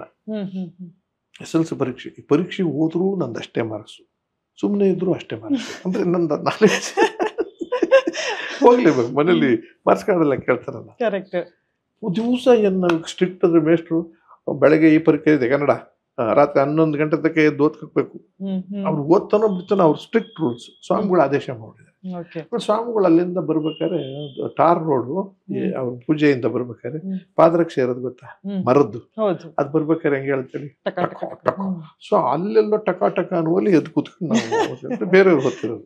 ನನಗೆ ಅದೇನು ತೊಂದರೆ ಇರಲಿಲ್ಲ, ಶಬ್ದ ಕಲ್ತ್ಬಿಡೋದು. ಟ್ರಂಕ್ ಇರುತ್ತಲ್ಲ ಹಿಂಗೆ, ಟ್ರಂಕ್ ಮೇಲೆ ತಲೆ ಇಟ್ಕೊಂಡು ಮಲಗಿರಿ, ಹುಡುಗರಿಗೆ ಹೇಳಿ ಇದು ಸ್ವಲ್ಪ ಲಂಚ ಕೊಡ್ತಿದ್ದೆ. ಅವತ್ತೇ ಲಂಚ ನಂದು, ತಿಂಡಿ ಲಂಚ. ಅಂದ್ರೆ ನಮ್ಮ ಮನೇಲಿ ತಂದಿರೋದೆಲ್ಲ ನೀವು ಹಂಚ್ಕೊಂಡು ತಿನ್ಕೊಂಡ್ರೆ, ಬಟ್ ನನಗೆ ಸ್ವಾಮಿಗಳು ಬಂದಾಗ ಬಿಡಿಸ್ಬಿಡಿ, ಚಡಿ ಏಟ್ ತಿನ್ನಕ್ಕಾಗಲ್ಲ, ಅವ್ರು ಚಡಿ ಏಟ್ ಹೊಡೆಯೋರು. ಅದು ಬೆಳಗಿನ ಜಾವ ಬೇರೆ, ಬೆಳಗಿನ ಜಾವ 5-5:30 ಅದು. ಅವಾಗ ಇದು ರಾತ್ರಿ 11 ಗಂಟೆ ನಡೆದಿರೋದು. ಮಲ್ಕೊಂಬಿಟ್ಟಿದ್ದೀನಿ. ಯಾವ್ದೋ ಒಂದು ಲೆಕ್ಕ ತೆಗೆದ್ಬೇಕಲ್ಲ, ಅದನ್ನ ಪೈಥಾಗರಸ್ ಥಿಯರಂ ಲೆಕ್ಕ ತೆಗೆದ್ಬಿಟ್ಟು ನಾಳೆ ಆರ್ಥಮೆಟಿಕ್ ಪರೀಕ್ಷೆ ತೆಗೆದೆ. ಪಾಲಿಕೆ ಇವ್ರ ಪಾಡಿಗೆ ಓದ್ಕೊತಾರೆ. ಅದ್ಯಾರೋ ಮೇಷ್ಟ್ರುಗಳು ಯಾರೋ ಹೇಳ್ಬಿಟ್ಟವ್ರು ಸ್ವಾಮಿಗಳಿಗೆ, ಏನಂತ ಸರ್ ಬಹಳ ಯಾಮಾರಿಸ್ತಾರೆ ನಿಮ್ಗೆ, ಅವರೆಲ್ಲಾನು ಮಲ್ಕೊಂಡ್ಬಿಡ್ತಾರೆ, ನೀವು ಬರೋದು ಪಾದರಕ್ಷೆ ಶಬ್ದ ಕೇಳ್ತಿದ್ದಂಗೆ ಕೊಡೆ ಶಬ್ದ ಎದ್ಬಿಟ್ಟು ಉದ್ದಿನ ಮಾಡ್ತಾರೆ. ಅವತ್ತು ಕೊಡೆ ಕಟ್ಲಲ್ಲಿ ಹಿಡ್ಕೊಂಡು ಪಾದರಕ್ಷೆ ಕೈಲಿ ಹಿಡ್ಕೊಂಡು ನಡ್ಕೊಂಡ್ ಬಂದ್ಬಿಟ್ಟು ಅವ್ರೆ, ನಂಗೆ ಗೊತ್ತಿಲ್ಲ, ಶಬ್ದ ಬರ್ಲಿವಲ್ಲ. ಇವ್ರು ಯಾರು ಕಿಟಕಿ ಹತ್ರ ಬಂದು ನೋಡವ್ರೆ, ತೆಗ್ದಿರ್ತೀವಿ, ಕಿಟಕಿ ತೆಗೆದಿರ್ಬೇಕು ಅಂತ ಆದೇಶತ್ತು, ವೆಂಟಿಲೇಷನ್. ತೆಗ್ದು ಅವ್ರು ಬಂದ ತಕ್ಷಣ ಇವ್ರು ಜಿಗ್ಟಕ್ ನೋಡವ್ರೆ ಗೆಳೆಯರು, ಹಿಂಗೆ ಅನ್ನೋದಕ್ಕೆ ಸ್ವಾಮಿಗಳು ಹಿಂಗಂದ ತಕ್ಷಣ ಅವರು ಸುಮ್ಮನೆ ಒಳಗೆ ಬಂದವ್ರು. ಆಗ್ಲೆಲ್ಲ ತೆಗೆದೇ ಇರ್ಬೇಕು ಅಂತ ಅಪ್ಪಣೆ ಇತ್ತು. ಬಂದು ನನ್ನ ಪಕ್ಕದಲ್ಲಿ ನಿಂತ್ಕೊಂಡವ್ರೆ, ಅವರೆಲ್ಲ ಸೈಲೆಂಟ್ ಎದ್ದು ನಿಂತ್ಕೊಂಡ್ಬಿಟ್ಟವ್ರು ಅವರೆಲ್ಲ ಸ್ವಾಮಿಗಳು. ಕೊಡೆ ತಗೊಂಡು ನನ್ನ ಕಾಲ್ ಕೆರೆದವ್ರೆ, ಅವನು ತಿರುಗಿ ಮಲಿಕೊಂಡಿದ್ದೀನಿ. ಸ್ವಾಮಿ ಇವ್ರು ಯಾರು ಹುಡುಗರು ತೀಟೆ ಮಾಡಿದ್ರು, ಅಲ್ಲಿ ಇನ್ನೇನೋ ಬೈದೆ ಬಿಡಿ, ಅದನ್ನೆಲ್ಲ ಹೇಳೋದು ಬೇಡ ಇಲ್ಲಿ. ಆಮೇಲೆ ಇನ್ನೊಂದ್ಸತಿ ಅವ್ರದ್ದು ಅಂಗವಸ್ತ್ರ ತಗೊಂಡು ಕಿವಿಗೆ ಚಕ್ಲಿಗಳು ಇರ್ತೀವಲ್ಲ, ಗಿಲಿ ಗಿಲಿ ಗಿಲಿ ಒದಿತೀನಿ ನೋಡಿ ಅಯೋಗ್ಯ ಅಂತ ಆಲ್ರೆಡಿ ಸ್ವಾಮೀಜಿ ಕಾವಿ ಬಟ್ಟೆ ಹಾಕೊಂಡು ನಿಂತ್ಬಿಟ್ಟು ಯಾವ್ದು ಕಾಲು ಇಟ್ಕೊಂಡು ತಪ್ಪಾಯ್ತು ಬರೀ ತಪ್ಪಾಯ್ತು ಬುದ್ಧಿ ತಪ್ಪಾಯ್ತು ಹೇಳ್ಬೇಲ್ಲ. ಅವರು ಸ್ಪೀಡ್ ಮಾತಾಡ್ತಿದ್ದ ಆ ಸ್ವಾಮಿಗಳು, ನಿಮಗೆ ಗೊತ್ತಿಲ್ಲ, ವೆರಿ ಸ್ಪೀಡ್. ಇಲ್ಲಿ qualify Sanskrit scholar, English scholar, Kannada scholar. ನಮಗೆ ಇದು ಇಂಗ್ಲಿಷ್ ಪಾಠನ ಅವರೇ ಮಾಡ್ತಿದ್ರು. ಅಂದ್ರೆ ಎಲ್ಲರನ್ನು ಕುಂಡ್ರಿಸ್ಕೊಂಡು ಎದ್ದು ಕಿವಿ ಹಿಂಡ್ಕೊಂಡು ಎತ್ತಿದ್ರು. ಆಮೇಲೆ ಅವ್ರು ಏನ್ ಕೇಳ್ತಾರೆ ಹೇಳಿ, ಏನ್ ಮಾಡ್ತಾ ಇದ್ದೆ ನೀನು ಅಂತ ಕೇಳಿದ್ರು. ಏನ್ ಹೇಳ್ಬೇಕು ನಾನು, ಮಲಗಿದ್ದೆ ಅಂತ ಹೇಳ್ಬೇಕಂದ್ರೆ, ಇಲ್ಲ ತಿರುಗಿಸ್ಕೊಂಡು ಓದ್ತಾ ಇದ್ದೆ ಬುದ್ಧಿ, ಮನ್ಸಲ್ಲಿ ಓದ್ತಾ ಇದ್ದೆ ನಾನು ಲೆಕ್ಕದಲ್ಲಿ ನನಗೆ ಓದ್ತಾ ಇದ್ದೆ. ಅವ್ರು ನೋಡಿದ್ದಾರೆ, ಆದ್ರೂ ನಂದು ಚಟ ಓದ್ತಾ ಇದ್ದಾನೆ, ನಾನೇ ನೋಡಿದ್ದೀನಿ ಓದ್ತಾ ಇದ್ದೆ. ಇಲ್ಲ ಬುದ್ಧಿ ಸ್ವಲ್ಪ ಹಂಗೇನು ಏನದು ಏನ್ ಓದ್ತಿದ್ದೆ, ಮ್ಯಾಥಮೆಟಿಕ್ಸ್, ನಾಳೆ ಯಾವ್ದು ಎಕ್ಸಾಮ್, ನಾಳೆ ಆರ್ಥಮೆಟಿಕ್. ತೋಮ ಏನ್ ಮಾಡ್ತಿದ್ದೆ ನೋಡ್ತೀನಿ, ಏನ್ ಕಳಿಸ್ತಾರೆ ನಿಮ್ಮ ತಂದೆ ತಾಯಿದ್ರು, ಊಟ ತಿಂಡಿ ಎಲ್ಲ ಭಿಕ್ಷೆ ಬಿಡ್ಕೊಂಡು ನಾನು ಊಟ ಹಾಕ್ತೀನಿ, ಇಂಥ ಕೆಲಸ ಮಾಡ್ತೀನಿ ನೀವು ಅಂತ ಬೈದು. ಪ್ರೀತಿ, ಭಾರಿ ಪ್ರೀತಿ ಮನುಷ್ಯನಿಗೆ, ನಡೆದಾಡೋ ದೇವರು ಅಂತ. ಎತ್ತಿದ್ರೆ ನಾನು ತೆಗೆದೆ, ಹಿಂಗೆ ಕೊಟ್ಟೆ, ಈಗ ಸಿಕ್ಕಾಕೊಂಡಲ್ಲ, ಹಿಂಗೆ ಕೊಟ್ಟೆ. ನೋಡಿದ್ರು ನನ್ನ, ಏನಿದು ಲೆಕ್ಕ ಬುದ್ಧಿ, ಏನಂತಾರೆ ಇದಕ್ಕೆ, ಪೈಥಾಗರಸ್ ಅನ್ನೋದು ಮರ್ತೋಯ್ತು. ಟೆನ್ಷನ್ ನಲ್ಲಿ ಥಿಯರಮ್ ಅಂತ ಗೊತ್ತಿದೆ, ಪೈಥಾಗರಸ್ ನನ್ನ ಎದುರುಗಡೆ ನನ್ನ ಚಡ್ಡಿ ಒಣಗಾಕಿತ್ತು. ಅದು ಚಡ್ಡಿದ ಶೇಪ್ ಇದೆಯಲ್ಲ, ನೀವು ನೋಡಿದ್ರಲ್ಲ ಇಲ್ಲಿಗೆ, ಅದೇ ತರ ಪೈಥಾಗರಸ್ ಥಿಯರಮ್ದು ಶೇಪ್ ಇದ್ದಂಗೆ ಕಾಣಿಸ್ತು ನನಗೆ. ಚಡ್ಡಿ ಪ್ರಮೇಯ ಗುರುಗಳೇ, ಅವ್ರಿಗೆ ಸಿಟ್ಟು ಹೊಟ್ಟೋಯ್ತು, ನಗು ಬಂದ್ಬಿಡ್ತು. ನಗೋದ್ರೊಳಗೂ ತಡ್ಕೊಂಡಿದ್ದಾರೆ, ಇನ್ನೇನೋ ಮಾತಾಡ್ಕೊಂಡು ಏನೇನು ಇನ್ನೂ ಸತಿ ಹೇಳುದು, ಚಡ್ಡಿ ಪ್ರಮೇಯ. ನಗು ಬಂದು ಕಿವಿ ಹಿಂಡಿ, ಬುದ್ಧಿ ಇದೆ ಅವ್ರಿಗೆ, ಯಾಕಂಗಂತ ಹೇಳಿದ್ರು, ಅದು ಹಿಂಗೆ ಕಾಣಿಸ್ತಲ್ಲ ಬುದ್ಧಿ, ಅದಕ್ಕೆ ಅದ್ರ ಹೆಸರು ಗೊತ್ತಿಲ್ಲ ನಿನಗೆ ಅಂದ್ಬಿಟ್ಟು ಅದು ಪೈಥಾಗರಸ್ ಥಿಯರಮ್ ಅಂತ ಹೇಳಿ ಏನ್ ಮಾಡ್ತೀರ. ಮನಸ್ಸಿನೊಳಗೆ ಏನಾಯ್ತು ಗೊತ್ತಿಲ್ಲ, ಹೊಟ್ಟೋದ್ರು, ಬೈದ್ಬಿಟ್ಟು ಹೊಡೆದ್ಬಿಟ್ಟು ಓದ್ಕೊಂಡಿತ್ತು. ಬೆಳಗ್ಗೆ 5:30 ಪ್ರಾರ್ಥನೆ. ನೆಕ್ಸ್ಟ್ ಡೇ ನನ್ನ ಹೆಸರನ್ನ ತಳ್ಕೊಂಡ್ರು, ಇದ್ರಲ್ಲಿ ಬರ್ದಿದ್ನಲ್ಲ ನೋಟ್ಬುಕ್ ಅಲ್ಲಿ, ಒಂದ್ಸಂದ್ರ ನರಸಿಂಹ ಚಂದ್ರಶೇಖರ ನನ್ನ ಹೆಸರು, ಹೊನ್ನಸಂದ್ರ ಊರೆಲ್ಲ ಬರಿಬೇಕಾಯ್ತು, ಬರ್ದಿದ್ದ ಅದೆಲ್ಲ ಗಟ್ಟಿ ಮಾಡ್ಕೊಂಡು ಹೊಟ್ಟೋದ್ರು. ಪ್ರಾರ್ಥನೆಗೆ 5,000 ಜನ ಕೂತಿದ್ದಾರೆ, ನಾನೆಲ್ಲೋ ಒಂದು ಲೈನ್ ನಲ್ಲಿ ಕೂತಿದ್ದೀನಿ, ಅಂಗವಸ್ತ್ರ ಹೊತ್ಕೊಂಡು. ಮೈಕು ಪ್ರಾರ್ಥನೆ ಹೇಳೋದು ನಿಲ್ಸಿದ್ರು. ಹೊನ್ನಸಂದ್ರ ನರಸಿಂಹನವ್ರ ಮಗ ಚಂದ್ರಶೇಖರ, ಎಲ್ಲಪ್ಪ ಇದ್ಯಾ, ಇಷ್ಟು ಸ್ಲೋ ಅಲ್ಲ ಸ್ಪೀಡು ಅಂತ ನಾನು ಹೇಳ್ತೀನಿ. ಬಾ ಜನಕ್ಕೆಲ್ಲ ಗೊತ್ತಾಗಬೇಕು, ನಿನ್ನ ನಾಲೆಡ್ಜ್ ಅವ್ರಿಗೂ ಸ್ವಲ್ಪ ಬರಲಿ ಬಾ ಅಂದ್ರು. ನಂಗೇನು ಅರ್ಥ ಆಗ್ತಾ ಇಲ್ಲ. ಸೀದಾ ಬಂದು ಹಿಂಗೆ ನಿಲ್ಲಿಸ್ಕೊಂಡ್ರು. ಇವ್ನು ನೋಡಿದ್ರಪ್ಪ ಎಲ್ಲ ನೋಡ್ಕೊಳ್ಳಿ, ನೋಡಿ ನೀವು SSLC ಯಾರ್ಯಾರು ಗೊತ್ತಿದ್ದೀರಾ, ಅಲ್ಲೊಂದು ಥಿಯರಮ್ ಇದೆಯಲ್ಲ, ಪೈಥಾಗರಸ್ ಥಿಯರಮ್ ಗೊತ್ತಾ ನಿಮ್ಗೆ ಎಲ್ಲರಿಗೂ? ಅವಾಗ ಗೊತ್ತು. ಇವಾಗ ಅದು ಕನ್ನಡದಲ್ಲಿ ಬೇರೆ ಹೆಸರಿಟ್ಟಿದ್ದಾನೆ, ತಿಳ್ಕೊಳ್ಳಿ ಅಂತ ಅಂದ್ರು. ಹೇಳಪ್ಪ ಅಂದ್ರು. ಅವ್ರಿಗೆ ಅವಾಗ ಗೊತ್ತಾಯ್ತು ಕತೆ ಇರುತ್ತೆ. ಅವ್ರಿಗೆ ಹೇಳ್ದೆ, ಅವ್ರಿಗೆ ಹಿಂಗೆ ಪೈಥಾಗರಸ್ ಚಡ್ಡಿ ಪ್ರಮೇಯ ಅಂದ್ರು. ಎಲ್ಲ ನಕ್ಬಿಟ್ರು. ನೋಡಿ, ಚಡ್ಡಿ ಪ್ರಮೇಯ ಅಂದ್ರೆ ಇವನ್ ಮಾಡಿದ ತಪ್ಪು. ಈ ತರ ವಿದ್ಯಾಭ್ಯಾರ್ಥಿಗಳಿರಬಾರ್ದು, ಶ್ರದ್ಧೆ ಇರಬೇಕು, ಓದಬೇಕು. ಆದ್ರೆ ಅವನ ಪರಿಸ್ಥಿತಿ ಏನೋ ಗೊತ್ತಿಲ್ಲ. ಅದು ಅವನಿಗೆ ಧೈರ್ಯ ಇದೆ, ಬಂಡತನ ಇದೆ, ಆ ಧಾಷ್ಟ್ಯ ಇದೆ. ಅಂದ್ರೆ ಎಲ್ಲೋ ಒಂದ್ ಕಡೆ ನಿಮ್ಗೆ ಓದಕ್ಕಾಗದೆ ಇದ್ರು ಈ ತರದಲ್ಲಾದ್ರೂ ನೀವು ಬುದ್ಧಿ ಕಲ್ತ್ಕೋಬೇಕಾಗತ್ತೆ. ಆ ಧೈರ್ಯ ಮಾಡ್ಕೊಳ್ಳಿ. ಎಂಥದೋ ಒಂದು ಸ್ವಾಮಿಗಳು ಹೇಳ್ಬೇಕು, ಹೇಳ್ದ ಅವ್ನು ಲೆಕ್ಕ ಹುಡ್ಕೊಂಡು ಏನೋ ಮಾಡಿ ಕಾಮನ್ ಸೆನ್ಸ್ ಅಂತೀವಿ ಅಂತ ಹೇಳಿ ನನಗೆ ಬೈದು ಅದ್ ಮಾಡಿ ಎಲ್ಲ ಕಳ್ಸಿದ್ರು. ಆಮೇಲೆ ಅವ್ರು ಹೇಳಿದ್ರು, ಇನ್ಮೇಲೆ ಇವನನ್ನ ಚಂದ್ರಶೇಖರ್ ಅಂತ ಕರಿಬೇರಿ, ಚಡ್ಡಿ ಚಂದ್ರ ಅಂತ ಕರಿ. ಸೊ ರಾತ್ರಿ ಬೆಳಿಗ್ಗೆಗೆ ಸ್ವಾಮಿಗಳು ಬಿಟ್ರೆ ಇಡೀ ಮಠದಲ್ಲಿ ನಾನೇ ಪರಿಚಯ. ಯಾಕೆ ಹೇಳಿ, ಸಾವಿರಾರು ಜನಕ್ಕೆ ಹೆಸರು ಗೊತ್ತಾಗೈತಲ್ಲಮ್ಮ ಚಡ್ಡಿ ಅಂತ. ಸೊ ನಾನು ಬೆಳಿಗ್ಗೆ ಚಡ್ಡಿ ಚಂದ್ರ ಅಂದ್ರೆ ಸ್ವಾಮಿಗಳಿಗೆ ಹೆಂಗ್ ನಮಸ್ಕಾರ ಹೊಡಿತಿದ್ರು ಹಂಗ್ ನನಗೆ ಚಡ್ಡಿ ಚಂದ್ರ ನಮಸ್ಕಾರ. ಅಷ್ಟು ಪಾಪ್ಯುಲರ್ ಆಗ್ಬಿಟ್ಟೆ. ಆಮೇಲೆ ಮೇಸ್ಟರ್ ಮಾಡಿದ್ರು, ಏನೋ ಮಾಡಿದ್ರು, ಇನ್ನೂ ಏನೇನೋ ತುಂಟನಾಟ ನಡೆದು. ಅದೇ ಸ್ವಾಮಿಗಳು ಒಂದು 15 ವರ್ಷ ಕಳೆದ ಮೇಲೆ ಅಷ್ಟರೊಳಗಡೆನೆ ನಾನು 30ನೇ ವಯಸ್ಸಿಗೆ ನಾನು ಇದಾಗ್ಬಿಟ್ಟೆ, MLA ಆದೆ. ಎಲೆಕ್ಟೆಡ್ ಎಸ್ MLA ಗೌರಿ ಬಿದ್ದವರು.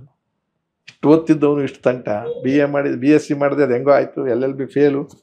ಇಷ್ಟು ಮಧ್ಯದಲ್ಲಿ MLA ಆಗ್ಬಿಟ್ಟಾಗ ಅವರಲ್ಲಿ ಏನ್ ಹೊಳಿತು, ಕರ್ಸ್ಕೊಂಡ್ರು ನನ್ನ MLA. ಕರೆಸಿ ಅದೇ ಸ್ವಾಮಿಗಳು ಇಲ್ಲಿ ನಿಲ್ಸ್ಕೊಂಡಿದ್ದು, ಚೇರಾಗಿ ಕೂರಿಸಿದ್ರು. 35-40 ವರ್ಷ ಡಿಫರೆನ್ಸ್ ಅಮ್ಮ ನನಗೂ ಅವ್ರಿಗೂ. ಕುಂಡ್ರಿಸಿ ಭಾಷಣ ಮಾಡಿ ಅವರು, ನೋಡಿ ಒಬ್ಬ ಮನುಷ್ಯ ಡಿಗ್ರಿ ತಗೊಂಡಿಲ್ಲ, ರ್ಯಾಂಕ್ ತಗೊಂಡಿಲ್ಲ, ಏನೂ ಮಾಡಿಲ್ಲ, ನಾನು ಧೈರ್ಯ ಅಂತ ಹೇಳ್ತಾನೆ. ಆ ಧೈರ್ಯದಲ್ಲಿ ಇವತ್ತು ಒಬ್ಬ ಪ್ರತಿನಿಧಿ ಆಗಿದೆ ನನ್ನ ಕ್ಷೇತ್ರಕ್ಕೆ. ದಾರಿ ತಪ್ಪು ಹೋದ್ರೆ ದಾರಿ ತಪ್ತೀರ, ಒಳ್ಳೆ ಮಾರ್ಗದ ಹಿಂಗೆಲ್ಲ ಪರಿಚಯ ಮಾಡಿ ನೀನೊಂದಿಷ್ಟು ಭಾಷಣ ಮಾಡು. ನಿನ್ನ ಭಾಷಣನ ಗಂಭೀರವಾಗಿ ಮಾಡಬೇಡ, ತರಲೆ ಅಂತ ಗೊತ್ತಾಗಿದೆ ನನಗೆ. ಅದೇ ಭಾಷಣ. ನನಗೊಂದು ಕ್ಯೂರಿಯಾಸಿಟಿ ಇತ್ತು ಸರ್, ನೀವು ಹೇಗೆ ಹಾಸ್ಯ ಕಲಾವಿದರಾದ್ರಿ ಅಂತೇಳಿ. ಇವತ್ತು ಉತ್ತರ ಸಿಕ್ಕುತ್ತೆ ನನಗೆ. ಅದು ನೋಡಿದಾಗ ಅದು ಮಾಡಿದೆ, ಒಂದಿಷ್ಟು ಭಾಷಣ ಮಾಡಿದೆ, ಕಣ್ಣಲ್ಲಿ ನೀರು ಬಂತು. ಪೇಟ ಇಟ್ಟು ಸ್ವಾಮಿಗಳು ಹಣ್ಣು ಹಾರ ಕೊಟ್ಟು, ಯಾವ ಗುರುಗಳು ಈ ಭಾಗ್ಯ ಯಾರಿಗೆ ಸಿಗುತ್ತೆ ಅಂದ್ರೆ, ಇದನ್ನ ನೀವು ವಿದ್ಯಾವಂತ ಅಂತಿರೋ, ಬುದ್ಧಿವಂತ ಅಂತಿರೋ, ಹಂಗೆ ಏನಾದ್ರು ಅರ್ಥ. ಇಂಥ ವಿದ್ಯಾರ್ಥಿಗಳು ಎಷ್ಟು ಜನ ಇದ್ದಾರೆ. ಮತ್ತೆ 3 ಸತಿ MLC ಆಗ್ಬಿಟ್ಟೆ. ಇಷ್ಟು ಮಧ್ಯದಲ್ಲಿ ಇನ್ನೇನೇನೋ ನಡೆದು, BSc ಫೇಲ್ ಆಗಿದ್ದಂಗೆ ಅಂತ ಕತೆ ಇದೆ, LLB ಫೇಲ್ ಆಗಿದ್ದಂಗೆ ಅಂತ. LLB ನಲ್ಲಿ ಕನ್ನಡ ಪರೀಕ್ಷೆಗೆ ಹೋರಾಟಕ್ಕೆ ಹೋಗಿದ್ದಂಗೆ ಕತೆಗಳಿದಾವ್ ನಾನು. ಆದ್ರೆ ಎಲ್ಲೂ ಕೂಡ ಎದರ್ಲಿಲ್ಲ. ಹೋದ್ರು ಆಯ್ತು ಬಿಡ, ಆದ್ರ ಆಯ್ತು ಬಿಡ ಅಂತ ಅಂದ್ಬಿಟ್ಟು ಹೋಗ್ತಿದ್ದೆ. ಇವತ್ತು ಹಿಂಗಿದ್ದೀನಿ, ಅದನ್ನ ಘಟನೆ ನಿಮ್ಗೆ ಹೇಳಿ. ಅದೇ ನನಗೆ ಅದನ್ನ ಹೇಳ್ಬೇಕು ಸರ್. ಯಾಕಂದ್ರೆ ನೀವು BSc ಕಲಿಬೇಕು ಅಂತ ಅನ್ಸಿ BSc ಮುಗಿಸಿದ್ರಿ, ಆಮೇಲೆ LLB ಮಾಡ್ಬೇಕು ಅಂತ ಅನ್ಕೊಂಡು LLB ಮಾಡಕ್ ಹೋದ್ರಿ. ಸೊ ಆಮೇಲೆ ಟೀಚಿಂಗ್ ಸ್ವಲ್ಪ ಸಮಯ, 10th ಫೈಲ್ ಆದಂತ ನೀವು 10th ಮಕ್ಕಳಿಗೆ ಕ್ಲಾಸ್ ಮಾಡಕ್ ಸ್ಟಾರ್ಟ್ ಮಾಡಿದ್ರಿ. ಆಮೇಲೆ ಎಲ್ಲ ಬಿಟ್ಟು ಸಿನಿಮಾ. ಯಾವ್ದು ನಂದಲ್ಲ. ಆ ಸಂದರ್ಭಕ್ಕೆ ಕಾಸ್ಗೋಸ್ಕರ 10 ರೂಪಾಯಿ ಒಂದು ಪೀರಿಯಡ್ ಪಾಠ ಮಾಡಿದ್ರೆ ಅಂತ ಕೊಡ್ತಾರೆ ಅಂತ. ಆ ಇನ್ಸ್ಟಿಟ್ಯೂಟ್ ನವ್ರಿಗೆ ಇನ್ಯಾರು ಇರ್ಲಿಲ್ವೇನೋ ಗೊತ್ತಿಲ್ಲ, ಮಾತಾಡ್ತಿದ್ನಲ್ಲ ಅದಕ್ಕೆ ಕೊಟ್ಬಿಟ್ರು. ಅವತ್ತು ಸುಳ್ಳು ಹೇಳಿದ್ನೇನೋ ನಾನು ಪಾಸ್ ಆಗಿದ್ದೇನೆ ಅಂತ ಗೊತ್ತಿಲ್ಲ. ಅದನ್ನೊಂದು ತಿಂಗಳು ಮಾಡ್ತಿದ್ದೆ. ಅದು ನಂದಲ್ಲ, ಇದ್ರಲ್ಲಿ ಏನು ಉದ್ಧಾರ ಆಗಲ್ಲ ನಾನು. ಏನ್ ಕತೆ, ಏನ್ ಕೆಲಸ ಸಿಗಲ್ಲ. 10 ರೂಪಾಯಿ ರೇಸ್ ಕೋರ್ಸ್ನಲ್ಲಿ 10 ರೂಪಾಯಿ ಟಿಕೆಟ್ ಅರಿಯಕ್ಕೆ ಕೆಲ್ಸಕ್ಕೆ ಹೋದೆ. ವಾರಕ್ಕೆ 3 ದಿವಸ ಕೆಲಸ ಕೊಡೋರು, 10 ರೂಪಾಯಿ ಕೊಡೋರು. ಅಲ್ಲೂ ಹೆಂಗೆ ಅಂದ್ರೆ ದುಡ್ಡು ಸಿಕ್ತಿತ್ತು, ಲಂಚ ಅಲ್ಲ ಅಥವಾ ಕದಿತಿರ್ಲಿಲ್ಲ, ಸುಲಭದಾಗ ಸಿಕ್ಕದು ಎಕ್ಸ್ಟ್ರಾ. ಈ 10 ರೂಪಾಯಿ ಅಲ್ದ ಹೆಂಗೆ ಅಂದ್ರೆ ರೇಸ್ ನುಚ್ಚು ಬರೋರು ಜನ. ಟಿಕೆಟ್ 20 ರೂಪಾಯಿ ನೋಟ್ ಇಡೋರು, ದುಡ್ಡು 2 ಟಿಕೆಟ್ ತಗೊಳ್ಳೋರು. 2 ಟಿಕೆಟ್ ಅಂದ್ರೆ 5 ರೂಪಾಯಿಗೆ ಒಂದೊಂದು ಟಿಕೆಟ್. ಕುದುರೆ ಅಷ್ಟೊತ್ತು ಓಡಕ್ ಶುರು ಮಾಡ್ಬಿಡವು ರೇಸ್ಗೆ. 2 ಟಿಕೆಟ್ ತಗೊಂಡವ್ರು 20 ರೂಪಾಯಿ ಅಲ್ಲೇ ಬಿಟ್ಟು ಓಡೋಗ್ಬಿಡೋರು. ತಿರ್ಗಿ ಅವನು ಯಾರು ಅಂತ ನನಗೆ ಗೊತ್ತಿಲ್ಲ, ಅವ್ನು ತಿರುಗಿ ಬಂದು ಕೇಳಕ್ ಆಗ್ತಿರ್ಲಿಲ್ಲ. ಅವ್ನು ಅಲ್ಲಿ ಕುದುರೆ ಸೋದ್ಬಿಟ್ಟು ಅದು ಬೇರೆ ಚಿಂತೆಲಿ ಇರ್ತಾನ. ಸೊ ಈ ಲೆಕ್ಕ ಕೊಡುವ ನನಗೆ ಎಷ್ಟು ಕರೆದಿದ್ನೋ ಅಷ್ಟಕ್ಕೆ ತಾನು ಇವ್ರಿಗೆ ಕೊಡೋದು. ಆ ತರ 10-15 ಉಳಿದ್ ಬಿಡೋದು. ಇದು ತರದ ದುಡ್ಡು ಬರುತ್ತೆ. ಅವಾಗೆಲ್ಲ ಅದನ್ನು ಏನು ಬಂಡವಾಳ ಮಾಡ್ಕೊಳ್ಳಿಲ್ಲ. ಇವತ್ತು ನನಗೆ ನಾವೊಂದು 5-6 ಜನ ಪೂಲ್ ಮಾಡ್ಕೊಂಡಿದ್ದು. ಇವತ್ತು ನಿನಗೆ ಟಿಪ್ಸ್ ಸಿಕ್ಕಿದ್ರೆ ನೀನು ಮಸಾಲೆ ದೋಸೆ, ಜಾಮೂನ್ ಮಾಡಿಸ್ಬೇಕು, ನನಗೆ ಸಿಕ್ಕಿ ಹಂಗ ಹಂಚ್ಕೊಂತಿದ್ದೆ. ಅವಾಗೆಲ್ಲ 5 ರೂಪಾಯಿ ಇದ್ರೆ 3 ಜನ ತಿನ್ಬೋದಾಗಿತ್ತು ರೇಟು. ರೇಸ್ಕೋರ್ಸ್ ಏನು 50 ಪೈಸೆ ಜಾಮೂನು, 1 ರೂಪಾಯಿ ಮಸಾಲೆ ದೋಸೆ, ನಂಗೆ ಖರ್ಚು ಮಾಡ್ತಿದ್ದೆ. ಹೀಗೆ ಬೆಳೆದು ಬಂದು LLB ಫೇಲ್ ಆಗಿ ಇನ್ನೂ ಪಾಸ್ ಆಗಿ, ಇನ್ನೂ ಇವತ್ತು ನೋಡಿ ಫೇಲ್ ಆದವ್ರು ಬಹಳ ಬೇಜಾರು ಮಾಡ್ಕೊಂಡು ಆತ್ಮಹತ್ಯೆ ಮಾಡ್ಕೊಳ್ಳೋದು ಇವೆಲ್ಲಕ್ಕೆ ಹೋಗ್ತಾರೆ. ಫೇಲ್ ಮಾಡ್ಕೋಬಾರ್ದು. ಇನ್ನೇನೋ ಕಾದಿದೆ, ನಾವು ಫೇಲ್ ಆಗೋದಕ್ಕೆ ಇನ್ನೇನೋ ದೊಡ್ಡ ಮನುಷ್ಯ ಆಗೋದಕ್ಕೆ ಕಾದಿದೆ ಅಂತ ತಿಳ್ಕೋಬೇಕು. ಇನ್ನು ಇದುವರೆಗೂ ನಾನು ಸ್ಟೂಡೆಂಟ್ ಅಂತಲೇ ಹೇಳ್ಕೊತಾ ಇದ್ದೀನಿ. ಯಾಕಂದ್ರೆ ಲಾಯರ್ ಆಗ್ಬೇಕಾದ್ರೆ, ಡಾಕ್ಟರ್ ಆಗ್ಬೇಕಾದ್ರೆ 1 ವರ್ಷ 2 ವರ್ಷದ ಎಕ್ಸ್ಪೀರಿಯನ್ಸ್ ಸಾಕೇನಮ್ಮ? ಎಷ್ಟು ಬೇಕಾಗುತ್ತೆ? Life time. ಹಾಗೆ ಲೈಫ್ ಟೈಮ್ ಲಾಯರ್ ಒಳ್ಳೇನಾಗೋಣ ಅಂತ ಇನ್ನೂ ಪಾಸ್ ಆಗಿಲ್ಲ. ಸರ್, ನನಗೆ ಇನ್ನೊಂದು ಕ್ಯೂರಿಯಾಸಿಟಿ ಏನು ಅಂತ ಹೇಳಿದ್ರೆ, ಇಷ್ಟು ಜಾಲಿಲ್ ಆಗಿರುವಂತಹ ನೀವು ಮದ್ವೆ ಆಗ್ತಿದ್ರಿ, ಮದ್ವೆ ಆದ್ಮೇಲೆ ಸಂಸಾರ ಅನ್ನುವಂಥದ್ದು ಒಂಥರ ಎಲ್ರು ಹೇಳೋ ಪ್ರಕಾರ ತುಂಬಾ ಸೀರಿಯಸ್ ಆಗಿರುವಂತದ್ದು ಅಂತಾನೆ ಅರ್ಥ. ನಿಭಾಯಿಸ್ಕೊಂಡು ಹೋಗ್ಬೇಕು. ಹೆಂಗಿತ್ತು ಸರ್ ಆಫ್ಟರ್ ಮ್ಯಾರೇಜ್ ನಿಮ್ ಲೈಫ್? ಮದುವೆಗೆ ಆಗ್ಬೇಕಾದ್ರೆ ನಾನು ಒಬ್ಬ MA PhD ಈ ತರ ಮಾಡು ಕುಡಿಮಿ ತರ ಓದೋ ಆ ಥರದವನಲ್ಲ. ನಾನು ಓದ್ ಬಂದಿರೋದು ನನ್ನ ಯೋಗ್ಯತೆ ನನಗೆ ಗೊತ್ತಿದೆ. ಈಗ ಮದುವೆ ನಮ್ಮಲ್ಲಿ ಲವ್ ಮಾಡುವಂತ ಲೆವೆಲ್ಗೆ ಇರ್ಲಿಲ್ಲ. ನಾವು ಅವತ್ತಿನ ಕಾಲದ ದುಡ್ಡು ಪಡ್ಡು ಲವ್ ಮಾಡ್ಬೇಕಾದ್ರೆ ದುಡ್ಡು ಗಿಟ್ಟಿರ್ಬೇಕಲ್ಲ ಕರ್ಕೊಂಡು ಹೋಗಕ್ಕೆ. ಅದಕ್ಕೊಂದು ಸ್ವಲ್ಪ ದಿವಸದ ಪ್ರೋಸೆಸ್ ಆಗಿತ್ತ ಸರ್? ಇಲ್ಲಮ್ಮ, ಎಂತದ್ದು ನಮ್ ಬಟ್ಟೆ ಹಾಕೊಳ್ತಿದ್ದಾಗ ಯಾರು ಬರ್ತಿದ್ರಮ್ಮ ನಮ್ಮನ್ನ ವಾರದಕ್ಕೆ ಸರಿ ಸ್ನಾನ ಮಾಡ್ಕೊಂಡು ಬಟ್ಟೆ ಹಾಕೊಂಡ್ರೆ ಯಾವ ಹೆಣ್ಮಕ್ಳು ಹತ್ರ ಬರ್ತಿದ್ರಲ್ವಾ. ಅಂದ್ರೆ ಅದಕ್ಕೆಲ್ಲ ಆಸಕ್ತಿನೂ ಬರಲ್ಲ. ಬಡತನ ಸಂಬಳ ಕೆಲ್ಸಕ್ಕೆ ಸೇರ್ಕೊಂಡೆ ಬೆಂಗಳೂರು ಯೂನಿವರ್ಸಿಟಿನಲ್ಲಿ 220 ರೂಪಾಯಿ ಸಂಬಳ ಆ ಕಾಲದಲ್ಲಿ ಕ್ಲರ್ಕ್ ಆಗಿ ಅಲ್ಲಿಗೆ ಮುಗಿದೋಯ್ತು. ಅಕ್ಕಂಗಿದ್ರು ಮದುವೆ ಆಗ್ಲಿ ಅಂತ ಇದ್ದೆ, ಅದು ಆಯ್ತು. ನನ್ನ ಮದುವೆ ಮಾಡ್ಕೋಬೇಕಾದ್ರೆ ಮನೆಯವ್ರಿಗೆ ಹೇಳಿದೆ, ನಾನು ಹುಡುಕಿಲ್ಲ, ನಾನು ಹುಡ್ಕೋ ಪ್ರಶ್ನೆ ಇಲ್ಲ, ಬರೋದಿಲ್ಲ ನಮ್ಗೆ. ನೀವು ಮದುವೆ ಈಗ ಮಾಡ್ಲೇಬೇಕು ಅಂದ್ರೆ ಎಲ್ರದ್ದು ಮದುವೆ ಆಗಿದೆ, ಬರೋ ಸಂಬಳ ಇಷ್ಟು. ಅಷ್ಟೊತ್ತಿಗೆ ನನಗೆ ಇದಲ್ಲಾಗಿ ಇನ್ಕ್ರಿಮೆಂಟಲ್ ಆಗಿ 430 440 ಬೆಂಗಳೂರು ಅಷ್ಟಿದೆ. ಅವಾಗ ಮದುವೆ 1983. ಅದು ನಾನು 83 ಹೇಳಿದ್ದು ಅಲ್ಲ, 85 MLA, 83ರಲ್ಲಿ ಮದುವೆ. 80ರಿಂದ ಸಿನಿಮಾ ಮಾಡಕ್ ಶುರು ಮಾಡಿದ್ದೆ ಯೂನಿವರ್ಸಿಟಿ. 75ರಲ್ಲಿ ಈ ಕೆಲ್ಸಕ್ಕೆ ಸೇರ್ಕೊಂಡಿದ್ದೆ. ಅಂತ ಟೈಮ್ನಲ್ಲಿ ನಿಮ್ಗೆ ಏನ್ ಹೇಳಕ್ ಹೋಗ್ತಿದ್ದೆ ಈಗ ಅಂತಂದ್ರೆ, ಮದುವೆ ನೀವು ನೋಡಿ ಯಾರನ್ನಾದ್ರೂ ಇಷ್ಟಪಟ್ಟವ್ರು ಮಾಡ್ಕೊಳ್ಳೋಣ, ನಮ್ಮ ಮನೆಗೆ ಅಡ್ಜಸ್ಟ್ ಆಗೋರು ನೋಡ್ಕೊಳ್ಳಿ. ಸೊ ನನ್ನ ಮದುವೆ ಆಗುವಲ್ಲೇ ತಯಾರಿ. ನಾನು ನನ್ನ ಹೆಂಡತಿ ಎಷ್ಟು ಬುದ್ಧಿವಂತರಿರ್ತೀವೋ ಅದು ಬಿಟ್ಬಿಡೋಣ, ವಯಸ್ಸು ಎಷ್ಟನೇದು ಹೇಳಿ ಹೊಂದ್ಕೊಂಡು ಹೋಗೋಣ ಅಷ್ಟೇ. ಈಗ ಜೀವನ ಸಾಗಿಸ್ಬೇಕಾಯ್ತು, ಕಮಿಟೆಡ್, ಲೈಫ್ ಲಾಂಗ್ ಕಮಿಟ್ಮೆಂಟ್. ಈಗ ನನಗೆ 5 ಕಾಯಿಲೆ ಬಂದದಿಲ್ಲ. ಈಗ ಹೇಳ್ತಾ ಇದ್ದೀನಿ ನನ್ನ ಹೆಂಡತಿಗೆ, ಮದುವೆ ಆದ ವರ್ಷ ನೀನೇ ಫಸ್ಟ್ ವೈಫ್ ನನಗೆ, ಈಗ 6th ವೈಫ್. ಇವರೆಲ್ಲ ಫಸ್ಟ್ ವೈಫ್ ಅಲ್ಲ. ಯಾಕೆಂದ್ರೆ ನನ್ನ ಹೆಂಡತಿ ಊರಿಗೆ ಹೋಗಿದ್ದಾಳೆ. ನಿಮ್ಗೆ ಇವಾಗ ಹೇಳಿದ್ದಾರೆ, ಈ ಬೆಳಿಗ್ಗೆ ಇಂಜೆಕ್ಷನ್ ತಗೊಳ್ಳದೆ ಇದ್ರೆ ಆಗ್ತದ? ನಾನು ಹೆಂಡತಿ ಇಲ್ದಿದ್ರೆ ಆಗತ್ತಾ? ಥೈರಾಯ್ಡ್ ಮಾತ್ರೆ ತಗೊಳ್ಳದೆ ಇದ್ರೆ ಆಗತ್ತಾ? ಇಲ್ಲ. BP ಮಾತ್ರೆ ತಗೊಳ್ಳದೆ, ಓಪನ್ ಹಾರ್ಟ್ ಸರ್ಜರಿ ಮಾತ್ರೆ ಆಕೆ 15 ದಿವಸ ಇಲ್ದ್ರು ನಡೆಯುತ್ತೆ ನನಗೆ ಅಂತ ಹಂಗ್ ತಗೊಂಡಿದ್ದೆ. ಚಂದ್ರು ಅವರಿಗೆ 6 ಜನ ಪರ್ಮನೆಂಟ್ 5 ಜನ ನನ್ನ ಜೊತೆಲೆ ಹೋಗೋರು. ನನ್ನ ಜೊತೆ ನನ್ನನ್ನು ಅದನ್ನು ನೋಡ್ಕೊಂಡು ಸಾಕ್ತಾ ಇರೋರು ನನ್ನ ಪದ್ಮ ಅಂತ. ಅಂದ್ರೆ ಅವಾಗ ಏನಾಯ್ತು, ಆಕೆ ಓದಿರೋದು SSLC, ನಾನು SLC ಸುಮ್ನೆ ಹೋಗಿದ್ದು ಕಾಲೇಜ್ಗಳಿಗೆ ಹೊರತು SLC ಮಟ್ಟನೇ ನಂದು ಅಂತ ಇಟ್ಕೊಳ್ಳಿ. ಅನುಸರಿಸ್ಕೊಂಡು ಹೋಗೋದು ಅಂತ ಒಂದು ಮನಸ್ಸಿಗೆ. ಗ್ರಾಮೀಣ ಭಾಗದಲ್ಲಿ ಅದೊಂದು ಬರುತ್ತಲ್ಲ. ಆಮೇಲೆ ಅಪ್ಪ ಅಮ್ಮ ಇದ್ದಾರೆ, ನಾವಿನ್ನು ಕೂಡು ಕುಟುಂಬದಲ್ಲಿ ನಾನು ಸಪರೇಟ್ ಮಾಡ್ತೀನಿ ಬಾಡಿಗೆ ಅಂತ ಆ ಥರದಲ್ಲಿ ಇರ್ಲಿಲ್ವಲ್ಲ. ಆಗ ಅವ್ರ ಮನೆಯವರು ಅಷ್ಟೇ ಮಟ್ಟದಲ್ಲಿ ಲೆಕ್ಕದಲ್ಲಿ ಇದ್ದಿದ್ರಿಂದ ಆಕೆಗೆ ಸಿನಿಮಾ ನಟಿ ಆಗ್ಬೇಕು ಅಂತ ಚೆನ್ನಾಗಿದ್ದಾರೆ, ಸುಂದರವಾಗಿ ಆಗ್ಬೇಕು ಅಂತ ಆಸೆ ಪಟ್ಟವ್ರು. ಅದಾಗ್ಲಿಲ್ಲ, ಯಾರೋ ಸಿಕ್ಕಿದಾರಲ್ಲ ಸಿನಿಮಾದವ್ರು ಅಂತ ಓದ್ಬಿಟ್ಟಿದ್ದಾರೆ. ನಾನು ಅವಾಗ ಹೇಳಿದೆ, ಮದುವೆ ಆಗಿ 10 ವರ್ಷ ಡಿಫ್ರೆನ್ಸು. ಆಮೇಲೆ ಯಾವತ್ತು ಸಿನಿಮಾ ಕೆಲಸ ಬಿಡ್ತೀನೋ ಗೊತ್ತಿಲ್ಲ. ಆಮೇಲೆ ಗೊತ್ತಿಲ್ದ ನಮ್ಮ ಸ್ನೇಹಿತರ ಕೈಯಲ್ಲಿ ಕಳಿಸ್ದೆ ಅವ್ರಿಗೆ ಒಪ್ಕೊಳಕ್ ಮುಂಚೆ. ಸಿಗರೇಟ್ ಸೇದೋ ಚಟ ಇದೆ, ಮತ್ತೆ ಸ್ವಲ್ಪ ಇದನ್ನು ಡ್ರಿಂಕ್ಸು ಇದೆ, ಬಿಡ್ಬೋದು ಬಿಡದೇನು ಇರ್ಬೋದು. ಇವೆಲ್ಲವೂ ಇಷ್ಟ ಆದ್ರೆ ಒಪ್ಕೊಳ್ಳಿ, ಇಲ್ದಿದ್ರೆ ಬೇಡ. ಯಾಕೆಂದ್ರೆ ಸುಳ್ಳು ಹೇಳಿ ಮೋಸ ಮಾಡಿ ಅದನ್ನೇ ಮೇಂಟೈನ್ ಮಾಡೋದು ಕಷ್ಟ ಆಗತ್ತೆ. ಆ ಟೈಮ್ನಲ್ಲಿ ಇನ್ನೂ ನಾನು ಸಿನಿಮಾದಲ್ಲಿ ಬೆಳೀತಾ ಇದ್ದೆ, ಅಭ್ಯಾಸಗಳೆಲ್ಲ ಆಗೋಗಿದ್ದು. ಅಭ್ಯಾಸ ಅಡಿಕ್ಟ್ ಆಗಿರ್ಲಿಲ್ಲ. ಅವ್ರ ತಂದೆ ತಾಯಿ ವಿಚಿತ್ರವಾದ ಜನ. ಅದು ಹೆಂಗಿರ್ತಾರೆ ಜನಗಳು ಅಂತಂದ್ರೆ, ಅವಳ ಹಣೆ ಬರ ಇದ್ದಂಗೆ ಆಗೈತೆ ಮಾಡಿ, ಏನೆಲ್ಲರೂ ಕೆಟ್ಟವರು ಅಂತ ನಾವ್ಯಾಕೆ ತೀರ್ಮಾನ ಮಾಡಬೇಕು? ಅದೇನು ಬೇಕಾಗಿಲ್ಲ. ಆಗ ಸುಳ್ಳು ಹೇಳಿ ಎಷ್ಟೋ ಜನ ಮದುವೆ ಮಾಡ್ಕೋತಾರಲ್ಲ, ಯಾಕೆ ಬೇಕಾಗಿದೆ? ಸತ್ಯ ಹೇಳಿದ್ದಾರೆ ಬಿಡಿ, ಕೆಲಸ ಕಳ್ಕೊಂಡ್ರೆ ಇನ್ನೇನೋ ಮಾಡ್ಕೊಂತಾರೆ ಅವರು ಅಂತ. ಆ ನಾಟಕ ಮಾಡ್ತಿದ್ದು ಅಂತಲ್ಲ. ಆ ಮದುವೆ ಆಗಿ ಬಂದು ಸ್ವಲ್ಪ ದಿವಸ ಆಕೆಗೆ ಇರಿಸು ಇವೆಲ್ಲ ಇರ್ತಿತ್ತು. ಹೊಂದಾಣಿಕೆ ಆಗೋದು, ನನ್ನ ನಾಟಕ ಹೋಗೋದು, ಕಿರ್ಚಾಡೋದು, ಆ ಹೆಣ್ಮಕ್ಳ ಜೊತೆ ಓಡಾಡೋದು. ಆಮೇಲೆ ಏನ್ ಮಾಡಿದೆ, ಇದೆಲ್ಲೋ ಒಂದು ಮನಸ್ಸಿನಲ್ಲಿ ಬಂತು, ಈಕೆಗೆ ಗುಮಾನಿ ಬರ್ಬೋದು, ಅನುಮಾನ ಬರ್ಬೋದು. ಚಂದ್ರು ಅವರು ಮದುವೆ ಆಡ್ಕೊಂಬಿಟ್ಟೆ, ಆದ್ರೆ ಅವ್ರಿಗೆ ಎಷ್ಟೊಂದು ಜನ ಪರಿಚಯ, ಇಲ್ಲಿ ಹೋಗ್ತಾರೆ ಇಂತಿಂಥವ್ರ ಜೊತೆ. ಹಾಗೆ ಏನ್ ಮಾಡಿದೆ, ನಾಟಕಕ್ಕೆ, ಸಿನಿಮಾಕ್ಕೆ, ಟಿವಿಗೆ ಜೊತೆಲಿ ಕರ್ಕೊಂಡು ಬಾ ನೀನು ಅಂದ್ರೆ ಹೇಳಕ್ ಹೋಗಿಲ್ಲ, ಇದಕ್ ಬಾ ಅಂತ, ಸುಮ್ಮನೆ ಬಾ ನೀನು. ಅಲ್ಲಿ ಬಂದಾಗ ಅಲ್ಲಿ ನಡವಳಿಕೆ ನೋಡ್ಕೊಂಡ್ರಲ್ಲ, ಅವ್ರು ಬಂದು ಅಕ್ಕ ತಂಗಿದ್ರು ಅಣ್ಣ ತಂದಿರ್ತಾರ, ಬಂದು ಮಾತಾಡಿಸ್ತಿದ್ದು, ಊಟ ಮಾಡ್ತಿದ್ದು, ತಿಂಡಿ ತಿಂದಿದ್ದು. ಆಮೇಲೆ ಅವ್ರು ಮಾತಾಡ್ಕೊಂಡಿದ್ದು, ಚಂದ್ರು ಅವ್ರ ಜೊತೆ ಇದ್ಬಿಟ್ರೆ ನಮ್ಗೆ ಸೇಫ್ ಆರಾಮಾಗಿ ಅನ್ನೋ ಥರದಲ್ಲಿ ಏನೋ ಇರ್ತದೆ. ಅದೆಲ್ಲ ನೋಡಿದಲ್ಲಿ ನನಗಿಂತ ಹೆಚ್ಚು ಫ್ರೆಂಡ್ಸ್ ಅವರೇ ಆಗ್ಬಿಟ್ರು. ಸೊ ಹಾಗಾಗಿ ಅವಳಿಗೆ ಅದ್ರ ಬಗ್ಗೆ ಚಿಂತೆ ಇರಲಿಲ್ಲ. ಅವಳು ಒಂದೇ ಒಂದು ತಂದೆ ತಾಯಿ ಇದ್ದಾಗ ಸ್ವಲ್ಪ ಫ್ರೀಡಮ್ ಇರಲಿಲ್ಲ. ಒಂದು ಹೆಂಡತಿ ಫ್ರೀಡಮ್ ಅಂದ್ರೆ, ಈ ಗಂಡ ಹೆಂಡತಿ ಇಬ್ಬರೇ ಇರ್ತಿರಲ್ಲ, ಅದು ಫ್ರೀಡಮ್ ಬೇರೆ ಅಲ್ವಾ. ಮನೇಲಿ ಹಿರಿಯರು ಕುಟುಂಬ ಇದ್ದಾಗ ಅದು ಫ್ರೀಡಮ್ ನಿಮ್ಗೆ ಅನ್ಸಿದ್ದನ್ನೆಲ್ಲ ಮಾಡಕ್ಕೆಲ್ಲ ಪರ್ಮಿಷನ್ ಬೇಕಾಗುತ್ತೆ. ಹೇಳ್ಬೇಕಾದ್ರೆ ಇಂಥದ್ದು ಸಂಕೋಚ ಆಗುತ್ತೆ ಕೆಲವು ಕಡೆ ಹೋದೆ. ಅದಕ್ಕೂ ಕೂಡ ನನ್ನ ತಂದೆ ತಾಯಿ ಹತ್ರ ಮಾತಾಡಿದ್ದೆ, ಹಿಂಗೆ ಮಾಡಿ ಇಷ್ಟಾಗಿಯೂ ಕೂಡ ನೀನು ಅನುಸರಿಸ್ಕೊಂಡು ಹೋಗು, ಅವ್ರು ಇರೋವರೆಗೂ ನೀನಿದ್ದೇ ಇರುತ್ತೆ. ಅದಾದ್ಮೇಲೆ ಟೋಟಲ್ ಫ್ರೀಡಮ್ ಕೊಟ್ಟು ಇವತ್ತು ಆ ಥರದಂತ ಬಂದಂತ ಹೆಂಗಸು ಒಂದು ಪಕ್ಷದಲ್ಲಿ ಕಾರ್ಯದರ್ಶಿ ಆಗೋವರೆಗೂ ಹೋದ್ರು, ಪ್ರಚಾರ ಭಾಷಣ ಮಾಡೋವರೆಗೂ ಹೋದ್ರು, ಬ್ಯಾಂಕಿನ ಡೈರೆಕ್ಟರ್ ಆಗಿದ್ದಾರೆ, ಸಮಾಜದ ಮಹಿಳಾ ಅಧ್ಯಕ್ಷರಾಗಿದ್ದಾರೆ, ದೇವಸ್ಥಾನ ದುರಸ್ತಿ ಕಾರ್ಯಕ್ರಮಕ್ಕೆ ಹೋಗ್ತಾರೆ, ವಿದೇಶಗಳಿಗೂ ಒಬ್ಬರು ಸ್ಥಿತಿಗೆ ಹೋಗಿದ್ದಾರೆ. ಇಷ್ಟಾಗಿ ಅವ್ರಿಗೂ ಬರಲ್ಲ ಇಂಗ್ಲೀಷು, ಹಿಂದಿ ಬರೋದಿಲ್ಲ. ಧೈರ್ಯ, ನನ್ನ ಸಪೋರ್ಟು ಅವ್ರ ಸಪೋರ್ಟ್. ಈಗ 85ರಲ್ಲಿ 83ರಲ್ಲಿ ಮದುವೆ ಆಗಿರೋ 42 ವರ್ಷ ಆಗಿದೆ.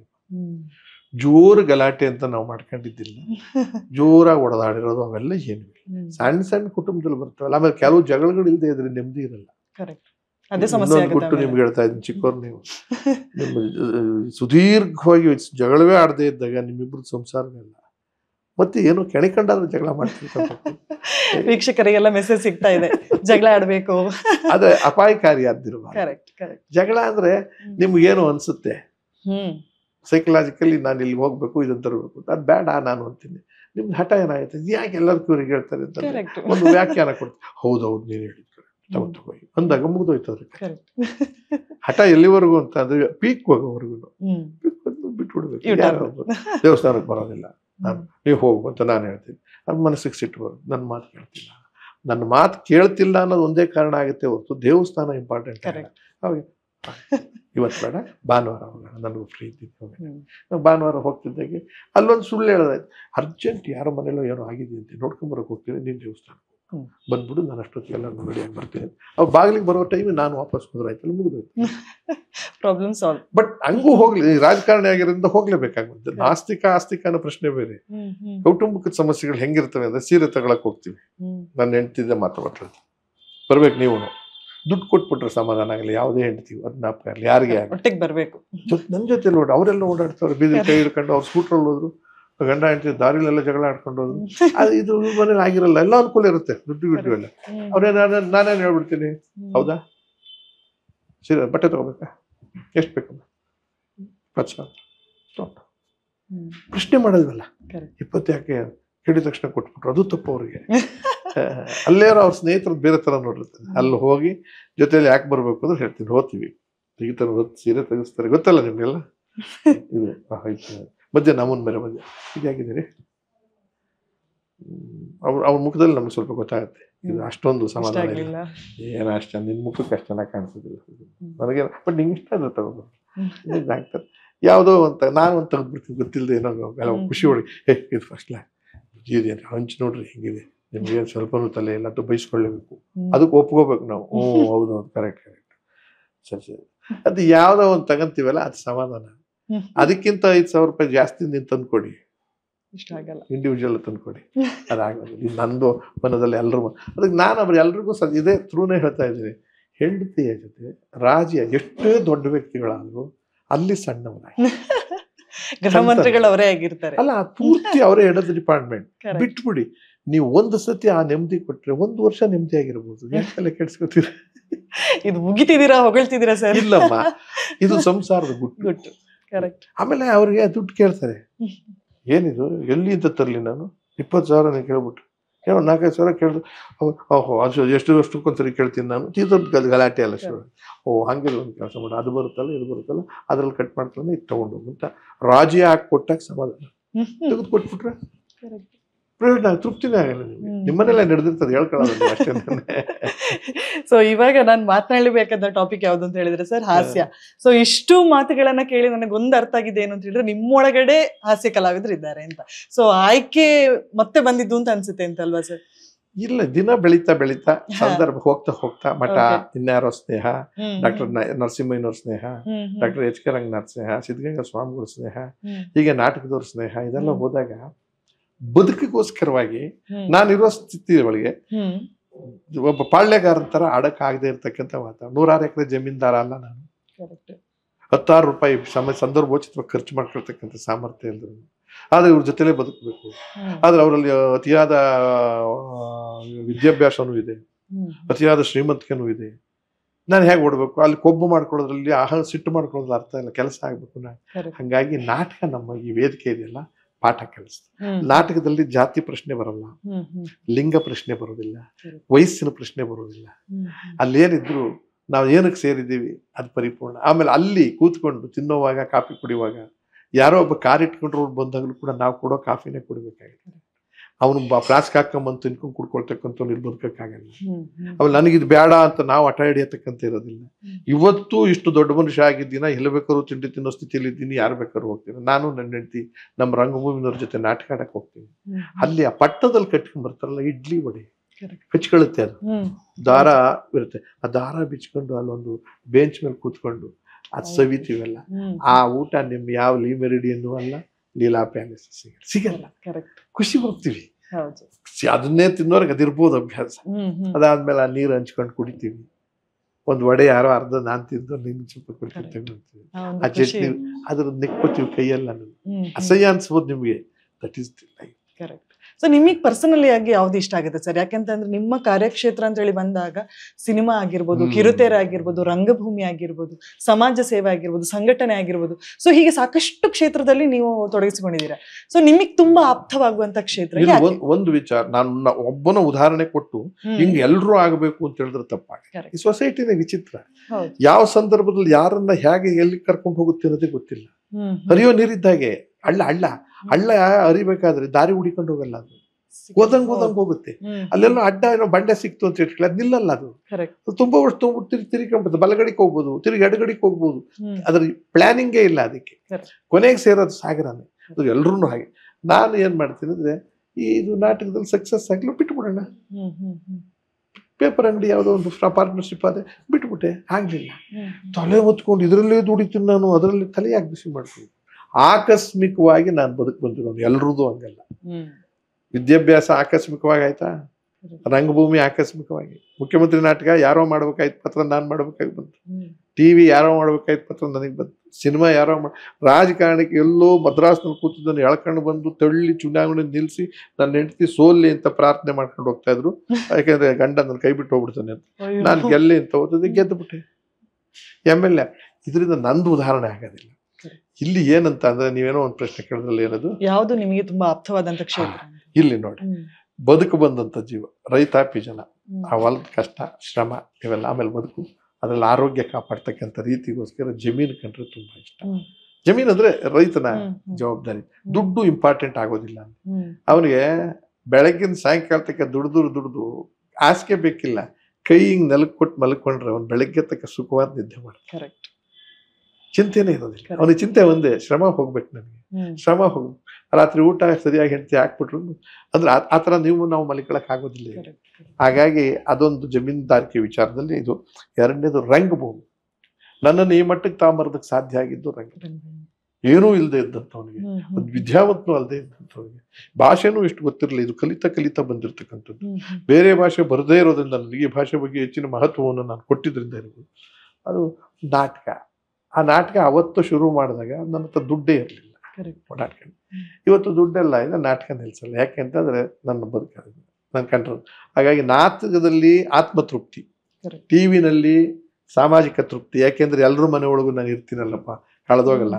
ಸಿನಿಮಾ ನನ್ನ ವೃತ್ತಿ ತೃಪ್ತಿ, ದುಡ್ಡು ಬರುತ್ತಲ್ಲಪ್ಪ, 4 ಜನಕ್ಕೂ ಹಂಚ್ಬೋದು, ನಾಟಕಕ್ಕೂ ಹಂಚ್ಬೋದು ಸಿನಿಮಾದ್ದು. ರಾಜಕಾರಣ ನನ್ನದು ಚಟ, ಪ್ರೊಫೆಷನ್ ಅಲ್ಲ, ಚಟ. ಹೋರಾಟ ಮಾಡೋದು ನನ್ನ ಧ್ಯೇಯ. ದೇಶ ನಂದು, ಆದ್ರೆ ರಾಜ್ಯ ನಂದು, ಭಾಷೆ ನಂದು. ಇದಕ್ಕೆ ನಾವು ಎಲ್ಲೇ ಅನ್ಯಾಯ ಆದ್ರೂ ಕೂಡ ನಿಲ್ಲಬಾರದು ಅನ್ನೋ ಧೋರಣೆಗೆ ಅದು ತೃಪ್ತಿ. ಹೋರಾಟದಲ್ಲಿ ಬಹಳ ತೃಪ್ತಿ. ಇನ್ನು ಪಕ್ಷಗಳು, ಬೇಕಾದಷ್ಟು ಪಕ್ಷಗಳು ನೋಡ್ಕೊಂಡು ಬಂದು ಅತೃಪ್ತಿ ಜಾಸ್ತಿ ಆಗಿ ಈಗ ನಿರ್ಲಿಪ್ತತೆಗೆ ಹೋಗೋ ಸಂದರ್ಭದಲ್ಲಿ ಆಮ್ ಆದ್ಮಿ ಪಾರ್ಟಿಲಿ ಅಧ್ಯಕ್ಷರಾಗಿದ್ದೀನಿ. ಅದು ಕೂಡ ಏನಾಗುತ್ತೋ ಗೊತ್ತಿಲ್ಲ. ಬಟ್ ಇಷ್ಟು ಕೂಡ ಕಳ್ಚೋದ್ರು ನನಗೇನು ಬೇಜಾರಿಲ್ಲ. ಬಟ್ ನನ್ನ ಕೈ ಕಾಲು ಗಟ್ಟಿಗಿರೋವರೆಗೂ ಓದುವ ಅಭ್ಯಾಸ. ಬಟ್ ಇಂಥದ್ದೇ ಅಂತ ಇಲ್ಲ. ಆದ್ರೆ ಹಾಸ್ಯಕ್ಕೆ ಸಂಬಂಧಪಟ್ಟಿದ್ದು ಬಯೋಗ್ರಫಿಗಳು ಇವು ಇರ್ತಾವಲ್ಲ, ಬೀಚಿ, ರಾ ಬೇಂದ್ರೆ ಅವರು, ಕುವೆಂಪುರವರು, ನರಸಿಂಹಯ್ಯನವ್ರದ್ದು, ಹೀಗೆ ಅವರ ಇತಿಹಾಸಗಳನ್ನ ಓದ್ಕೊತೀನಿ. ಆಮೇಲೆ ಪಾರ್ಲಿಮೆಂಟರಿ ಅಫೇರ್ಸ್, ರಾಜಕಾರಣದಲ್ಲಿ ಓದ್ಕೊತೀನಿ. Rules regulations ಓದ್ಕೊತೀನಿ. ಆಮೇಲೆ ನನಗೆ ಕಾದಂಬರಿ ಕಥೆಗಳನ್ನ ಓದೋದಕ್ಕೆ ಇಷ್ಟ ಇಲ್ಲ. ನುಡಿಮುತ್ತುಗಳನ್ನ, ಸಣ್ಣ ನುಡಿಮುತ್ತುಗಳು, ಸಣ್ಣ ಕಥೆಗಳು, ಆಮೇಲೆ ಅಂಕಣಗಳನ್ನ ವ್ಯಾಖ್ಯಾನ ಮಾಡಿರ್ತಾರೆ. ಅವ್ರದ್ದೇಂತ ಒಂದು ವ್ಯಾಖ್ಯಾನ ಇರ್ತಾರೆ. ನಾನು ಏನೋ ಒಂದು ಯೋಚನೆ ಮಾಡಿರ್ತೀನಿ, ಅವ್ರು ಇನ್ನೊಂದು ದಿಕ್ಕಿನಿಂದ ಯೋಚನೆ ಮಾಡಿ ಹೇಳಿದಾಗ, ಇದು ಸರಿ ಇದೆ, ಇದನ್ನ ತಗೋಬೇಕು ನಾನು, ಇದು ಸರಿ ಇಲ್ಲ ಅಂತ ರಿಯಲೈಸ್ ಮಾಡ್ಕೊ, ಆತ್ಮಾವಲೋಕನ ಮಾಡ್ಕೊಳ್ಳೋದು ಇದು ನನಗೆ ಇಷ್ಟ. ಮತ್ತೆ ಇನ್ನೊಂದು ನಿಮ್ಮಲ್ಲಿ ಕ್ಯೂರಿಯಾಸಿಟಿ ಅನ್ಸಿದ್ದು ಏನು ಅಂತ ಹೇಳಿದ್ರೆ ಸರ್, ಸಾಮಾನ್ಯವಾಗಿ ಒಬ್ಬ ಕಲಾವಿದ ಫಸ್ಟ್ ಎಂಟ್ರಿ ಕೊಡುವಂಥದ್ದು ರಂಗಭೂಮಿ ಆಗಿರುತ್ತೆ, ಆಮೇಲೆ ಕಿರುತೆರೆ ಬರ್ತಾರೆ, ಆಮೇಲೆ ಸಿನಿಮಾ ಬರ್ತಾರೆ. ಸೊ ಆ ನಂತರದಲ್ಲಿ ಮತ್ತೆ ಓದು ಬರಹ ಇದಕ್ಕೆ ಕಂಟಿನ್ಯೂ ಆಗ್ತಾ ಹೋಗ್ತಾರೆ. ಬಟ್ ನೀವು ಇನ್ನೂ ಕೂಡ ಪ್ರತಿಯೊಂದು ಕ್ಷೇತ್ರದಲ್ಲೂ ಇದ್ದೀರಾ.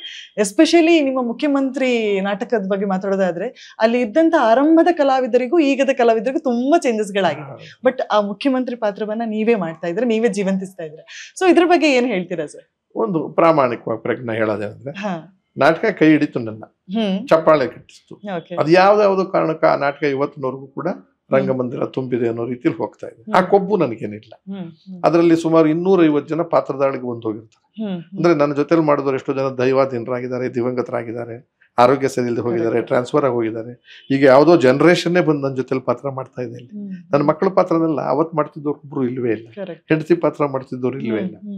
ಇಲ್ಲಿ ನನಗನ್ಸಿದ್ದೇನಂತಂದ್ರೆ ಭಗವಂತನ ಇಚ್ಛೆನ ಗೊತ್ತಿಲ್ಲ, ನನ್ನ ಅದೃಷ್ಟವನ್ನು ಈ ರೀತಿ ಇಷ್ಟೊಂದು ಜನದ ಜೊತೆಲಿ ಮಾಡೋ ಕೆಲಸ ಇದೆ ಅಂತಂದ್ರೆ ಎಲ್ರಿಗೂ ಹೊಂದ್ಕೊಂಡು ಹೋಗ್ಬೇಕಾಗಿದೆ. ಬಟ್ ಅದನ್ನ ಬಿಡೋದು ಬೇಡ.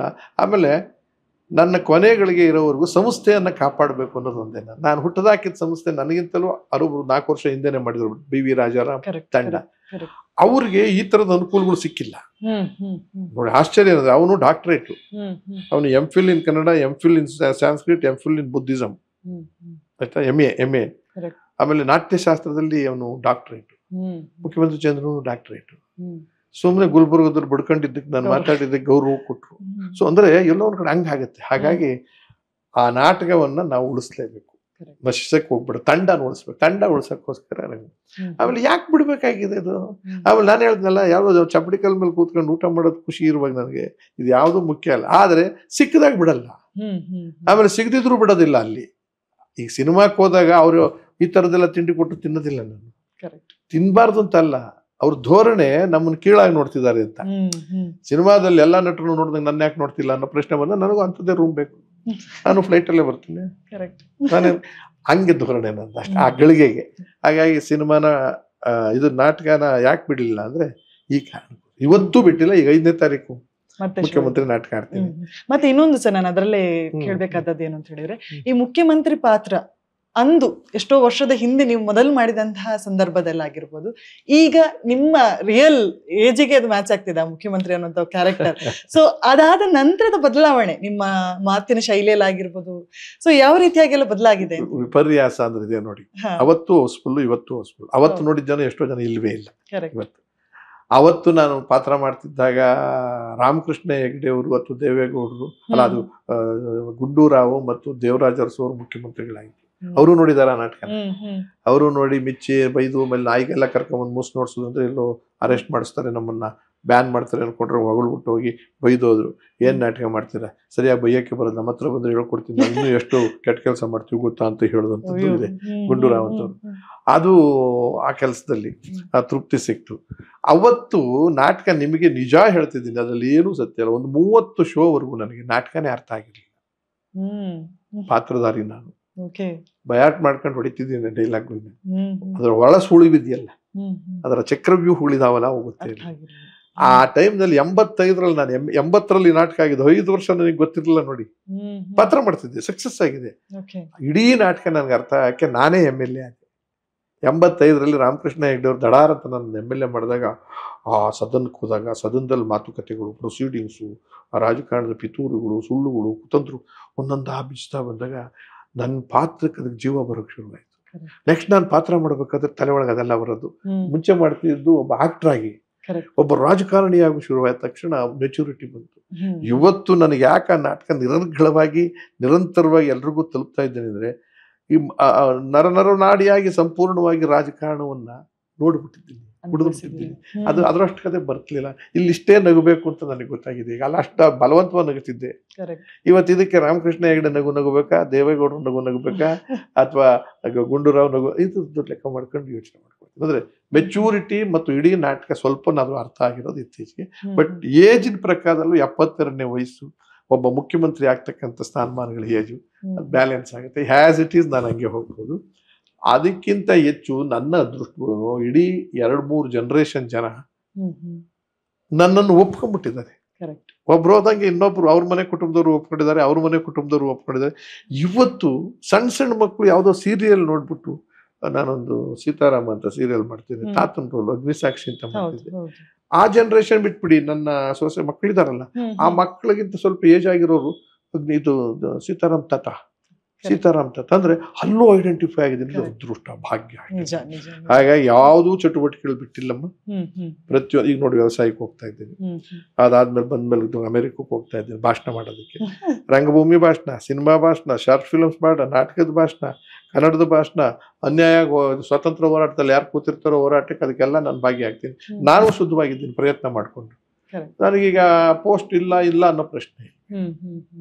ಕೈಕಾಲು ಗಟ್ಟಿಗಿರೋರ್ಗು ಇರ್ತೀನಿ, ಮನೆಯವ್ರಿಗೂ ಸಪೋರ್ಟ್ ಇದೆ, ಅವರು ಕೂಡ ಹಿಂಗೆ ಹೋಗಿದ್ದಾರೆ ಅಷ್ಟೇ. ಸೊ ಈಗ ನೀವು ಮಾತಾಡ್ತಾನೆ ಹೇಳಿದ್ರಿ ಸರ್, ನಮ್ಮ ಕ್ಯಾರೆಕ್ಟರ್ ಯಾವ್ದಿದೆಯೋ ನಾವು ಜೀವಂತಿಸುವಂತ ಕ್ಯಾರೆಕ್ಟರ್ ಸಿನಿಮಾಗಳಲ್ಲಾಗಿರ್ಬೋದು, ರಂಗಭೂಮಿಯಲ್ಲಾಗಿರ್ಬೋದು, ಅದನ್ನ ಐಡೆಂಟಿಫೈ ಮಾಡುವಂತಹ ವರ್ಗಗಳು ಸುಮಾರು ಜನ ಔಟ್ಸೈಡ್ ಅಲ್ಲಿ ಇದ್ದಾರೆ.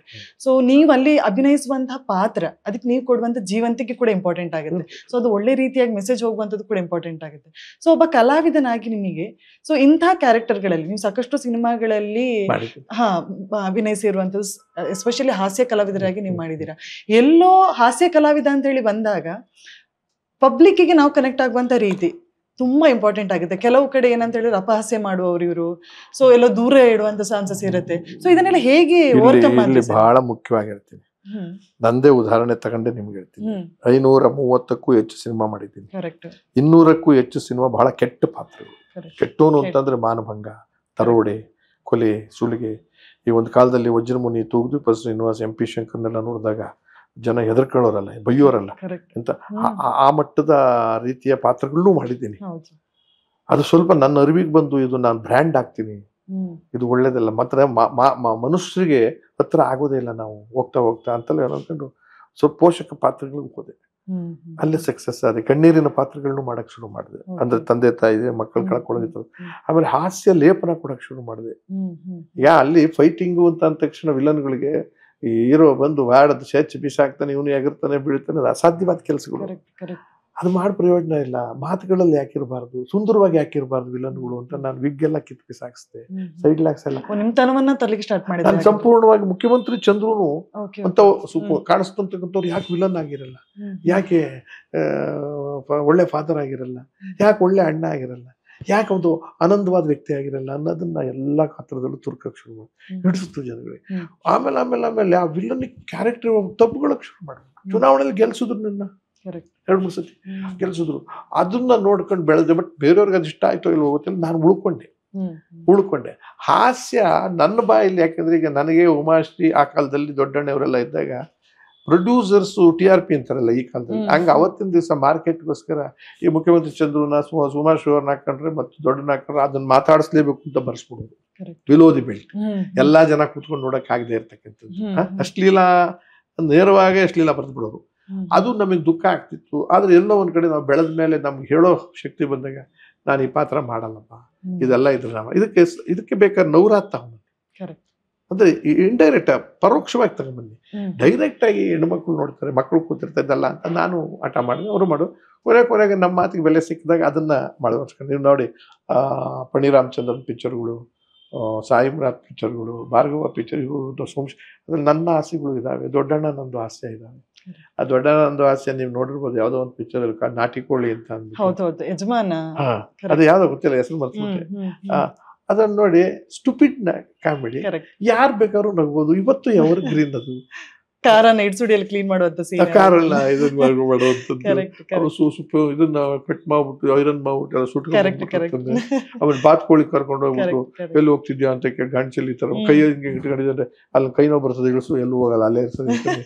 ಇವು ಯಾವ್ದನ್ನು ಅಷ್ಟಲಿಲ್ಲ. ಹಂಗೆ ಹಾಸ್ಯದಲ್ಲಿ ಏನ್ ಮಾಡೋದು, ಮನಸ್ಸಿಗೆ ತೊಟ್ಟುವಂಥದ್ದು. ಇನ್ನೊಂದು ಯಾವ್ದ್ರಲ್ಲೂ ಒಂದು ಹೇಳ್ತಾ ಇದ್ದೆ, ಯಾಕೆ ನಿಮ್ಮ ಟ್ರ್ಯಾಕ್ಟರ್ ನಿಂತ್ಬಿಟ್ಟಿದೆ ಅಂತ ಹೊಟ್ಟೆ ಉರಿ. ನನ್ನ ಜೊತೆಲಿ ಮಾಡೋದವನಿಗೆ ಗಾಡಿ ನಾನು ತಗೊಂಡಿರ್ತೀನಿ, ಅದನ್ನ ಟ್ರ್ಯಾಕ್ಟರ್ನ ಅವನ ಹತ್ರ ಇರೋದಿಲ್ಲ, ಹೊಟ್ಟೆವರೆಗೆ ನಿಲ್ಸ್ಬಿಟ್ಟಿರ್ತೀನಿ 15 ದಿವಸ. ಏನಪ್ಪ ಏನ್ ಬಾಳ ತಗೊಂಡೆ, ಇದು ಗಾಡಿ ನಿಂತ್ಬಿಟ್ಟಿದೆ ಯಾಕೆ ಅಂತ, ಅದಕ್ಕೆ ಕುಂತ್ಕೊಳಕ್ಕೆ ಮಲಿಕೊಳಕ್ಕೆ ಬರಲ್ಲ ನಿಂತಿದೆ ಅಂತ. ಈ ತರದವೆಲ್ಲ ಏನಾಗುತ್ತೆ ಅಂದ್ರೆ ಅದ್ಭುತವಾಗಿ ಟಚ್ ಆಗಿ ಹಂಗ ಬೆಳ್ಕೊಂಡು ಬಂದಿದ್ರಿಂದ ಇವತ್ತು ನಾನು ಬಹುತೇಕ ಎಲ್ಲಾ ಜನಗಳಿಗೂ ಹತ್ರ ಆಗಿದ್ದೀನಿ, ಹೃದಯದಲ್ಲಿದ್ದೀನಿ, ಮರೆಯಕ್ ಸಾಧ್ಯ. ಚಾರ್ಲಿ ಚಾಪ್ಲಿನ್ ಮರಿತೀರಾ? ಇಲ್ಲ ಖಂಡಿತ. ಲಾರಾ ಲಾರ್ಡಿನ್ ಮರಿತೀರ? ಆತರ ಹಾಸ್ಯಗಾರನ ಯಾರನ್ನ ಮರೆಯಕ್ ಸಾಧ್ಯ ಇಲ್ಲ. ಬಟ್ ಈಗದ ಹಾಸ್ಯ ಕಲಾವಿದರ ಬಗ್ಗೆ ನೀವೇನ್ ಹೇಳ್ತೀರಾ ಸರ್? ಯಾಕೆಂತಂದ್ರೆ ಹಾಸ್ಯವಾಗಿದ್ರು ಓಕೆ, ಅದು ಅಪಹಾಸ್ಯ ಆದಂತ ಸಂದರ್ಭದಲ್ಲಿ ಎಲ್ಲೋ ಬೇರೆ ಮನಸ್ಸುಗಳಿಗೆ ನೋವಾಗಂತ ಸಾಧ್ಯತೆಗಳೇ ಇರುತ್ತೆ. ಒಂದು ಸೆಲೆಬ್ರಿಟಿಗಳಾಗಬಾರ್ದು, ದೊಡ್ಡ ಮನುಷ್ಯರುಗಳಾಗಬಾರ್ದು. ಕರೆಕ್ಟ್. ಅದು ಕೇವಲ ಸಿನಿಮಾ ಅಂತಲ್ಲ, ಆಟದಲ್ಲಿರ್ಬೋದು, ರಾಜಕಾರಣದಲ್ಲಿರ್ಬೋದು, ದೊಡ್ಡ ವ್ಯಾಪಾರಿಗಳಿರ್ಬೋದು, ನೀವು ಮಾದರಿಗಳಾಗ್ತೀರಾ. ಹೆಸರ ಉಲ್ಲೇಖ ಬರಕ್ ಶುರು ಮಾಡ್ತದೆ. ಅಂಬಾನಿ ಇದ್ದಾನೆ, ತಿಮ್ಮಟ್ಟ ಇದ್ದಾನೆ, ಇನ್ಯಾವರು ಮೊಲ್ಲ ಇದ್ದಾನೆ, ಇನ್ಫೋಸಿಸ್ ನಾರಾಯಣ ಮೂರ್ತಿ ಅವರು ಶ್ರೀಮಂತರ ಕಥೆ ಇದೆ, ಆಟ ರಾವಿಡ್ ರಾಹುಲ್ ಇದು ಆ ಥರದ್ದು, ಅನಿಲ್ ಕುಂಬ್ಳೆ ಆ ಥರದ್ದು ಹೇಳ್ತಿದ್ದೆ. ಹೇಳುವಾಗ ಅವರ ಜವಾಬ್ದಾರಿ ಅಂದ್ರೆ ನೀವು ಆಗಬಾರ್ದು. ಆದ್ಮೇಲೆ ನಿಮ್ಮ ಮನೆಗೆ ನೀವು ಬದುಕಬಾರ್ದು, ಬರೀ ಮನೆಯವ್ರಿಗೋಸ್ಕರ ಬದುಕಬೇಡಿ. ನೀವು ಹೆಚ್ಚಿಗೆ ಬದುಕಬೇಕಾದ್ರೆ ಸಮಾಜ. ಇವರನ್ನೇ ಒಂಥರ ಉದಾಹರಣೆ ಆಗ್ತೀರಾ. ಆ ಕಾರಣಕ್ಕೋಸ್ಕರ ನಾನು ಇವತ್ತಿನ ಕಲಾವಿದರಿಗೆ ನಿಮಗೆ ದುಡಿಮೆಗೋಸ್ಕರ ಸಿನಿಮಾದವರು, ಟಿವಿನವರು, TRPಗೋಸ್ಕರ ಮಾಡಿಸ್ತಾರೆ. ನಿಮ್ಮ ಸಾಧ್ಯವಾದಷ್ಟು ನಿಮ್ ಕಂಟ್ರೋಲ್ ಇದ್ದಾಗ ಅದನ್ನೆಲ್ಲ ಅವಾಯ್ಡ್ ಮಾಡಿ, ಡೈರೆಕ್ಟ್ ಆ ಥರದ್ದು ಹೇಳದ್ ಬಿಟ್ಟು ಯಾವ ಮಕ್ಕಳು ನೋಡಿದ್ರು ಮುಜುಗರ ಆಗ್ಬಾರ್ದು, ತೋರಿಸ್ಬೇಕು ಪಿಕ್ಚರ್ನ. ಅಥವಾ ನೀವು ಪ್ರಯತ್ನ ಮಾಡ್ಬೋದು, ಅದನ್ನ ಅನಿವಾರ್ಯವಾದ್ರೆ ಮಾಡ್ಕೊಳ್ಳಿ. ಆದ್ರೆ ಅದನ್ನೇ ನೀವು ಕೂಡ ಅದಕ್ಕೊಂದಷ್ಟು ಉಪ್ಪು ಖಾರ ಹಾಕಿ ಹೆಚ್ಚು ದೊಡ್ಡದು ಮಾಡಿ ಅದರಿಂದ ತಾತ್ಕಾಲಿಕವಾದ ತೃಪ್ತಿ ಸಿಗುತ್ತೆ ಹೊರತು ಸಮಾಜ ಕಂಟಕವಾಗ್ತೀವಿ. ಸಮಾಜ ಕಂಟಕದ ಇವತ್ತು ಸಿಗರೇಟ್ ಸೇದೋದು, ಅದು ಸೇದ್ಕೊಂಡ್ರದ್ದು ಯಾರನ್ನೂ ಬೇಡ ಅನ್ನಕ್ಕಾಗಲ್ಲ. ನೀನೊಬ್ಬ ಆದರ್ಶವಾದಿಯಾಗಿ ಕಂಟಿನ್ಯೂಸ್ ಒಂದು ಪಿಕ್ಚರ್ನಲ್ಲಿ ಒಂದು 50 ಸಿಗರೇಟ್ ಸೇದಿರೋದು ನೋಡ್ಬಿಟ್ರೆ ಯಾರಾದ್ರು ಯಾಕೆ ಆಗಬಾರ್ದು, ಅವನೇ ಸೇರ್ತಾ ಇದ್ದಾನೆ, ನಂದೇನು ಸಮಸ್ಯೆ ಅನ್ನೋ ಥರದಲ್ಲೆಲ್ಲ ಆಗುತ್ತೆ. ಅದರಿಂದ ಅವನ್ನೆಲ್ಲ ಎಚ್ಚರಿಕೆ ವಹಿಸಿ. ಕೆಲವು ನಿಮಗೂ ವೀಕ್ನೆಸ್ ಇರುತ್ತೆ, ಎಲ್ಲ ಕದ್ದು ಮಾಡಿ. ಮನುಷ್ಯರು ನಾನು ಬಿಟ್ಟೇ ಬಿಡಿ ಎಲ್ಲ ಅಂತ ಹೇಳೋದಲ್ಲ, ಸಮಾಜದ ಎದುರುಗಡೆ ಬಿಟ್ಬಿಡಿ, ಸಾರ್ವಜನಿಕರ ಎದುರುಗಡೆ ಬಿಟ್ಬಿಡಿ. ಆಮೇಲೆ ನಿಮ್ಮ ಕುಟುಂಬದಲ್ಲೂ ಎಲ್ಲೋ ಒಂದ್ ಕಡೆ ಇಕ್ಕಟ್ಟಾಗತ್ತೆ.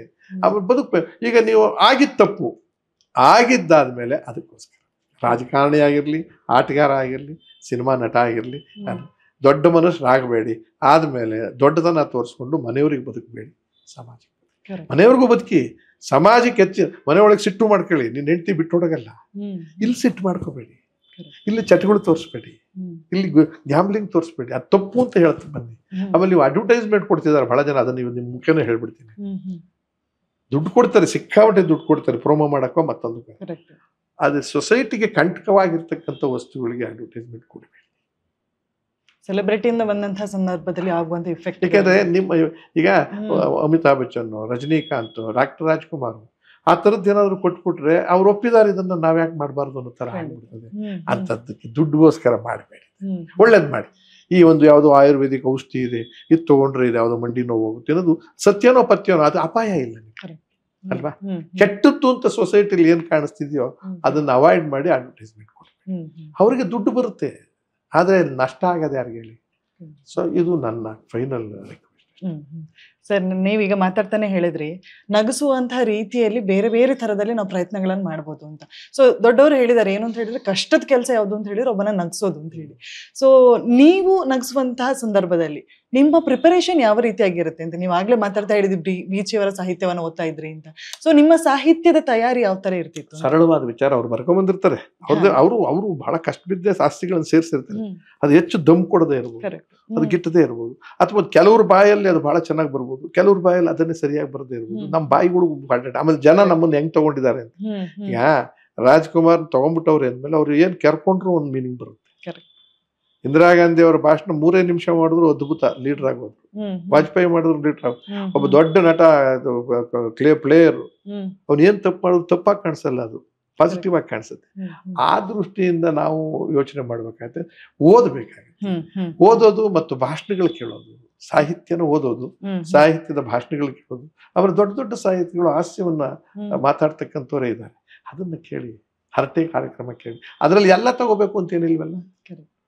ನೀವು ತುರಿಕೊಳ್ಳಕ್ಕೇನಪ್ಪ, ನಿಮ್ಗೆ ನಿಮ್ ಜಾಗ ಇರೋವರೆಗೂ ತುರಿಕೊಳ್ಳಿ, ಬ್ಯಾಡ್ದಿದ್ದನ್ನು ಬಿಸಾಕಿ. ಒಂದು ಸ್ವಿಚ್ ಆನ್ ಸ್ವಿಚ್ ಆಫ್. ಇನ್ನೊಂದು ಖಾಲಿ ಕಣಜ ಇಟ್ಕೊಳ್ಳೋದು ಬೇಡ ನಾವು. ಈಗ ಹೆಂಗಾಗುತ್ತೆ, ನಲ್ಲಿ ನೀರ್ ಬರ್ತಿಲ್ಲ, ನಲ್ಲಿ ನೀರ್ ಬರ್ತಿಲ್ಲ, ನಿಜ ಬರಲ್ಲ. ಓವರ್ ಹೆಡ್ ಅಲ್ಲಿ ನೀರಿದ್ರೆ ತಾನೆ ಅದು ಬರೋದು. ನಿಮ್ ಬಾಯಿಂದ ಸರಿಯಾಗಿ ಬರಲ್ಲ, ನಿಮ್ ಬಾಯಿಂದ ಸರಿ, ತಲೆಯಲ್ಲಿ ಸರಿಯಾಗಿದ್ರೆ ತಾನೆ ಬರೋದು. ತಲೆಗೆ ಸರಿ ಬೇಕಾದ್ರೆ ಏನ್ ಮಾಡ್ಬೇಕು? ಅಬ್ಸರ್ವೇಷನ್, ನೋಡ್ಬೇಕು, ಮಾತಾಡ್ಬೇಕು, ಓದಬೇಕು, ತಿಳ್ಕೊಳ್ಬೇಕು. ಅದ್ರಲ್ಲಿರೋದು ಫಿಲ್ಟರ್ ಮಾಡ್ಕೊಳ್ಳಿ, ಇದು ಬೇಕಾ ಬೇಡ, ಇದು ಬೇಕು. ಸರ್ವಜ್ಞ ವಚನಗಳಿದೆ, ಸಮಕುಂತಿಕ ಕಗ್ಗ ಇದೆ, ಸಾಹಿತ್ಯದ ಕಾವ್ಯಮಯವಾಗಿ ಹೇಳ್ಬೇಕಾದ್ರೆ, ಪ್ರಾಸಬದ್ಧವಾಗಿ ಹೇಳ್ಬೇಕಾದ್ರೆ ಬೀಚಿ ಇದೆ. ಈ ಥರದ್ದು ದೊಡ್ಡ ದೊಡ್ಡ ಇಂಗ್ಲೀಷ್ ಕಾದಂಬರಿಕಾರ ಓದೋಕಷ್ಟೇ ಓದಿ. ಆಮೇಲೆ ಅನುಭವ, ಯಾರ್ದನ್ನ ಅನುಭವದ ಪುಸ್ತಕ ಇರ್ತದಲ್ಲಮ್ಮ, ತಮ್ಮ ಬಯೋಗ್ರಫಿ ಆತ್ಮಚರಿತ್ರೆ ಬರ್ದಿರ್ತಾರಲ್ಲ, ಅದ್ರಲ್ಲಿ ಸಿಕ್ಕೋಗುತ್ತೆ. ಅಲ್ಲೆಲ್ಲ ಹುಡುಕ್ಬೇಕು ಅಂತ ಹೇಳ್ತೀರಾ, ಅದನ್ನ ನಿಮ್ಮದು ಅಳವಡಿಸ್ಕೊಳ್ಳಿ. ಆಮೇಲೆ ನಿಮ್ಮಲ್ಲೇ ನಡೆದಿರ್ತವೆ ಘಟನೆಗಳ, ಅದಕ್ಕೆ ಬಣ್ಣ ಕೊಟ್ಟು ಹೇಳಿ. ನಿಮ್ಗೆ ಅವಮಾನ ಆಗಿರುತ್ತೆ, ಅವಮಾನ ಅಂತ ತಗೋಬೇಡಿ, ಅದನ್ನ ಅನುಭವ. ಆ ಅನುಭವದಿಂದ ಇದನ್ನ ಕಲಿತೆ ನಾನು ಅಂತ ಹೇಳಿ. ಹಾಗೆ ಕರೆಕ್ಟ್ ಸರ್. ಸರ್, ಕೊನೆಯದಾಗಿ ಒಂದು ರೌಂಡ್ ಇದೆ. ಸೊ ಒಂದಷ್ಟು ಚಿತ್ರಗಳನ್ನ ನಾನು ತೋರಿಸ್ತೇನೆ. ಸೊ ಅದನ್ನು ನೋಡಿ, ಅದು ನಿಮ್ಮೊಟ್ಟಿಗೆ ಒಡನಾಡಿಕೊಂಡಿದ್ದಂತಹ ಒಬ್ಬ ಸಹ ಕಲಾವಿದನ ಚಿತ್ರಗಳಾಗಿರ್ತದೆ. ಅವ್ರ ಬಗ್ಗೆ ಒಂದೆರಡು ಲೈನ್.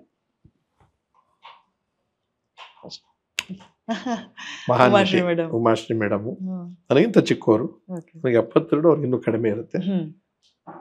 ನಾನಷ್ಟು ತುಂಬಾ ಸುಖವಾಗಿಯೇ ಬಂದ್ಬಿಟ್ಟು ನಾನು ಕಷ್ಟ ಬಿದ್ದಿದ್ದೀನಿ, ಆದ್ರೂ ನನಗಿಂತಲೂ ಕಷ್ಟ ಬಿದ್ದಿರ್ತಕ್ಕಂಥ ಒಂದು ಹೆಣ್ಣು. ಆಮೇಲೆ ಜೀವನದಲ್ಲಿ ಒಂದು ಹೆಣ್ಣಾಗಿ ಪಡಬಾರ್ದ ಪಡ್ಪಾಟ್ಲ ಬಿದ್ದು ಅವರೇ ಹೇಳ್ಕೊಂಡಿರೋದ್ರಿಂದ ಅಂತ ಅವರು ಮಾದರಿನೇ ಇವತ್ತು. ಈ ಸೊಸೈಟಿನಲ್ಲಿ ನಾನು ಎದ್ದು ನಿಲ್ಲಬೇಕು, ನನ್ನ ಮಕ್ಕಳನ್ನ ಒಂದು ದಿಕ್ಕಿಗೆ ತರಬೇಕು, ಸೊಸೈಟಿಲಿ ನಾನು ಒಂದು ಹೆಂಗಸಾಗಬೇಕು ಅನ್ನೋದಕ್ಕೋಸ್ಕರ ತುಂಬ ಶ್ರಮಪಟ್ಟು, ವಿದ್ಯಾಭ್ಯಾಸನೂ ಕಡಿಮೆನೇ ಇರೋದು. ಎಲ್ಲಿವರೆಗೂ ಬಂದ್ರು ಮಂತ್ರಿ ಆದರೂ ಒಂದು ರಾಜ್ಯಕ್ಕೆ ಜವಾಬ್ದಾರಿಯುತವಾದ ಜಾಗ. ಅದಲ್ಲದೆ ಈಗಲೂ ಟಿ ವಿನಲ್ಲಿ ಮಾಡ್ತಾ ಇದ್ದಾರೆ ಅಂದಾಗ ಗ್ರೇಟ್ ನಟಿ, ಮಹಾನ್ ಅಪರೂಪದ ನಟಿ. ನಮ್ಮ ರಂಗಭೂಮಿ, ಸಿನಿಮಾ, ಟಿ ವಿನಲ್ಲಿ ಸಿಕ್ಕೋ ನಟ ನಟಿಯರಲ್ಲಿ ಅದ್ಭುತವಾದ ನಟಿ ಮತ್ತು ಮನುಷ್ಯ ಗುಣ ಭಯಂಕರವಾಗಿದೆ. ಮತ್ತು ಆ ಕಷ್ಟವನ್ನೆಲ್ಲ ಮರೆತು ಇವತ್ತು ಸೇವೆ ಮಾಡ್ತಿದ್ದಾರೆ. ನೆಕ್ಸ್ಟ್ ಜಗ್ಗೇಶ್ ಅವರು ನೋಡಿ, ಜಗ್ಗೇಶ್ ಅಲ್ಲಿ ಇನ್ನೊಂದು ವಿಶೇಷ ಏನಂದ್ರೆ, ಹೀರೋ ಆದ್ರು, ಹೀರೋ ಪ್ರಾಡಕ್ಟ್ ಅಂತಲ್ಲ ಅಲ್ಲ, ಐಟು ಗೀಟು ಎಲ್ಲ ಏನು ಅಷ್ಟೊಂದೇನು ಇಲ್ವೇ ಇಲ್ಲ. ಆಮೇಲೆ ಬಹಳಷ್ಟು ಬೆಳ್ಳಗಿರ್ತಕ್ಕಂಥ ಹೀರೋನ ಅಲ್ವೇ ಇಲ್ಲ. ಆದರೆ ಅವರ ಚೇಷ್ಟೆ ಇದೆಯಲ್ಲ, ಹಂಗೆ ಚೇಷ್ಟೆಗಳು ಅಂದ್ರೆ ಶಾರೀರಿಕ ವಿನಯ, ಶರೀರ ಮಾತುಗಳು, ಧ್ವನಿ ಬದಲಾವಣೆ ಮತ್ತು ಟೈಮಿಂಗ್ಸ್. ಒಬ್ಬ ಕಲಾವಿದನಿಗೆ ಬಾಲಕೃಷ್ಣ ನೋಡಿ, ಹಿಂದೆ ನಮ್ಮಲ್ಲಿ ನರಸಿಂಹರಾಜು ಅವ್ರು ನೋಡಿ, ಹಾಗೆ ನಮ್ಮ ದೊಡ್ಡಣ್ಣ ನೋಡಿ, ಹಾಗೆ ಅವರು ಅದು ನಾಯಕನಾಗೂ ಸಿಕ್ಕಿದ್ರಿಂದ ಭಾಳ ಅನುಕೂಲ ಆಯಿತು, ಚೆನ್ನಾಗಿ ಅಳವಡಿಸ್ಕೊಂಡ್ರು. ಬಟ್ ಒಂದೇ ಒಂದು ಅವರು ಕೊನೆಗೆ ದೊಡ್ಡ ಹೀರೋ ಆಗ್ತಿರ್ಬೇಕಾದ್ರೆ ಈ ಕೆಲವು ಅಶ್ಲೀಲ ಪದ ಇದನ್ನೆಲ್ಲ ಉಪಯೋಗಿಸಿದಾಗ ನನಗೆ ನೋವು ಆಗ್ತಿತ್ತು. ಜಗ್ಗೇಶ್ ಮಾಡ್ಬೇಕಾಯ್ದೆಲ್ಲ ಅನಿವಾರ್ಯವ ಅನ್ನೋ ಥರದಲ್ಲಿ ಗೊತ್ತಿಲ್ಲ ಕತೆ. ಆಮೇಲೆ ನೋಡಿ ಅವರು ಯಾವ ಮಟ್ಟಕ್ಕೆ ಬೆಳೆದ್ರು ಅಂದ್ರೆ, ಒಬ್ಬ ಹಾಸ್ಯ ಕಲಾವಿದನಾಗಿ ಕೊನೆಗೆ MLA ಆದರು, ಆಮೇಲೆ MP ಆದರು, ಈಗಲೂ MP ಅಂತ ಕಾಣಿಸುತ್ತೆ. ಮಹಾನ್ ನಟ, ಅದ್ಭುತ. ಅವ್ರದೇ ಆದಂಥ ಒಂದು ಆಡಿಯನ್ಸು, ಅಭಿಮಾನಿಗಳು ಇಟ್ಕೊಂಡಿರ್ತಕ್ಕಂಥದ್ದು. ಅದೆಲ್ಲಕ್ಕಿಂತ ಸಮಯ ಪ್ರಜ್ಞೆ, ಅದ್ಭುತವಾದ ಸಮಯ ಪ್ರಜ್ಞೆ. ಸಿಹಿ ಕೈ ಚಂದ್ರು ಭಾಳ ಹೇಳಿ, ನನಗಿಂತ ಚಿಕ್ಕವನು ಭಾಳ, ಆದರೆ ಸೊಗಸಗಾರ, ಸಜ್ಜನ, ಸೌಜನ್ಯ, ಇಂಗ್ಲಿಷ್ ಪಾಂಡಿತ್ಯ ಇದೆ, ಕನ್ನಡ ಪಾಂಡಿತ್ಯ ಇದೆ, ಅಧ್ಯಯನ ಮಾಡ್ತಾನೆ ಹೆಚ್ಚಿಗೆ. ರಂಗಭೂಮಿನಲ್ಲಿ ಸಿನಿಮಾಕ್ಕಿಂತಲೂ ಚೆನ್ನಾಗಿ ಪಾತ್ರ ಮಾಡಿರೋ ಒಬ್ಬ ವ್ಯಕ್ತಿ ನೋಡಿದ್ದು ನಾನು ಅವನ್ನೇ. ಅವನ ಜೊತೆಯಲ್ಲಿ ನಾನು ಪಾತ್ರ ಮಾಡೋಕ್ಕೆ ಸಿಕ್ತು. ಸುರೇಂದ್ರನಾಥ್ ಅಂತ ಒಂದು ನಮ್ಮ ಸೂರ್ಯ ಅಂತ ಕಾಂತ ಮತ್ತು ಕಾಂತ ಅಂತ ಒಂದು ನಾಟಕ ಮಾಡಿದ್ವು. ನಾವಿಬ್ಬರೇ ಮೇಯ್ನ್ ರೋಲು, ಇನ್ನೊಂದು ರೋಲ್ ಬರ್ತದೆ. ವಿದೇಶದಲ್ಲೆಲ್ಲ ಹೋಗಿ ಬಂದು houseful, full length comedy, timings ಅಂದ್ರೆ ಅವನ ಹತ್ರ ಕಲಿಬೇಕು. ಅವನಿಂದ ನಾನು ಇಂಪ್ರೂವ್ ಆದೆ ಅಂತ ಹೇಳ್ಬೋದು. ಅಷ್ಟು ಸಜ್ಜನಿಕೆ ಅಂತೂ ನಾನು ತೋರಿಸ್ಬೇಕಾಗುತ್ತೆ. ನಾಲೆಡ್ಜ್ ಇದೆ, ಅವನು ಅಧ್ಯಯನ ಮಾಡ್ತಾನೆ. ಅವನು ಸಿನಿಮಾಗಳಲ್ಲೂ ಅವನದೇ ಆದಂಥ ಒಂದು ಕಾಲದಲ್ಲಿ ಚಾಪ್ ಮೂಡಿಸ್ತವನು. ಆಮೇಲೆ ಸುಮ್ಮನೆ ಕೂತ್ಕೊಳ್ಳೋ ವ್ಯಕ್ತಿ ಅಲ್ಲ, ಎಂಥ ಚಟ ಇದೆ ಅಂದರೆ, ಏನೋ ಸಿನಿಮಾ ಮಾಡೋಕೆ ಆಗ್ತಾ ಇಲ್ವ, ಟೈಮ್ ಆಯ್ತಾ, ಇದಾಗ ಒಂದು ಅಡುಗೆ ಮಾಡೋಕೆ ಹೋಗ್ತಾನೆ, ಅಲ್ಲಿ ಪಾಪ್ಯುಲರ್ ಆಗ್ತಾನೆ. ಇನ್ನೇನು ಎಡಿಟ್ ಮಾಡೋಕೆ ಹೋಗ್ತಾನೆ, ಅಲ್ಲಿ ಪಾಪ್ಯುಲರ್ ಆಗ್ತಾನೆ. ಬರೆಯೋಕೆ ಹೋಗ್ತಾನೆ, ಅಲ್ಲಿ ಪಾಪ್ಯುಲರ್ ಆಗ್ತಾನೆ. ಹಾಗೆ ಆಲ್ವೇಸ್ ಎಂಗೇಜ್ ಆಗಿರ್ತಾನೆ. ಆನಂದ ಅಂಡ್ ವೆರಿ ಗುಡ್ ಗೆಳೆಯ, ಆತ್ಮ. ಇನ್ನೊಂದು ಸರ್, ಕುಟುಂಬನೇ ಪರಿಚಯ. ಅನಂತನಾಗ್ ಸರ್ ಒಂದು ಡಿಕ್ಷನರಿ. ನಿಮ್ಮ ಅವರ ಕಾಂಬಿನೇಷನ್ ಅಲ್ಲಿ ಬಂದಂತ ಚಿತ್ರಗಳು. ರಾಜ್ಕುಮಾರರ ನಂತರ ರಾಜ್ಕುಮಾರ್ ಅವ್ರದ್ದು ಶ್ರಮ, ಆಗಿನ ಕಾಲದಲ್ಲಿ ಇದ್ದಂಥ ಇಕ್ಕಟ್ಟು ಬಿಕ್ಕಟ್ಟುಗಳಲ್ಲಿ ಮತ್ತು ಕಾಂಪಿಟೇಷನ್ ಸ್ಪರ್ಧೆಗಳಲ್ಲಿ, ಆಮೇಲೆ ಜಾತಿ ರಾಜಕಾರಣ ಇದ್ದಂಥ ಸಂದರ್ಭದಲ್ಲಿ ಒಬ್ಬ ಶೂದ್ರ ಎಡಿಗ ಕಮ್ಯುನಿಟಿ ದಿಗ್ಗಜರಾಗಿ ನಿಂತ್ಕೊಂಡ್ರು, ರಾಷ್ಟ್ರ ಮಟ್ಟದಲ್ಲಿ ನಿಂತ್ಕೊಂಡ್ರು. ಅಂದ್ರೆ NT ರಾಮರಾವ್, MG ರಾಮರಾವ್, ಅಮಿತಾಬ್ ಬಚ್ಚನ್, ರಾಜ್ಕುಮಾರ್, ದಿಲೀಪ್ ಕುಮಾರ್ ಎಲ್ಲರೂ ಅವರನ್ನ ಪ್ರೀತಿಸುವಂಥ ಲೆವೆಲ್ಗೆ ಬಂದರು. ಅಂದ್ರೆ ಅದು ದೊಡ್ಡ ಕೊಂಡೆ.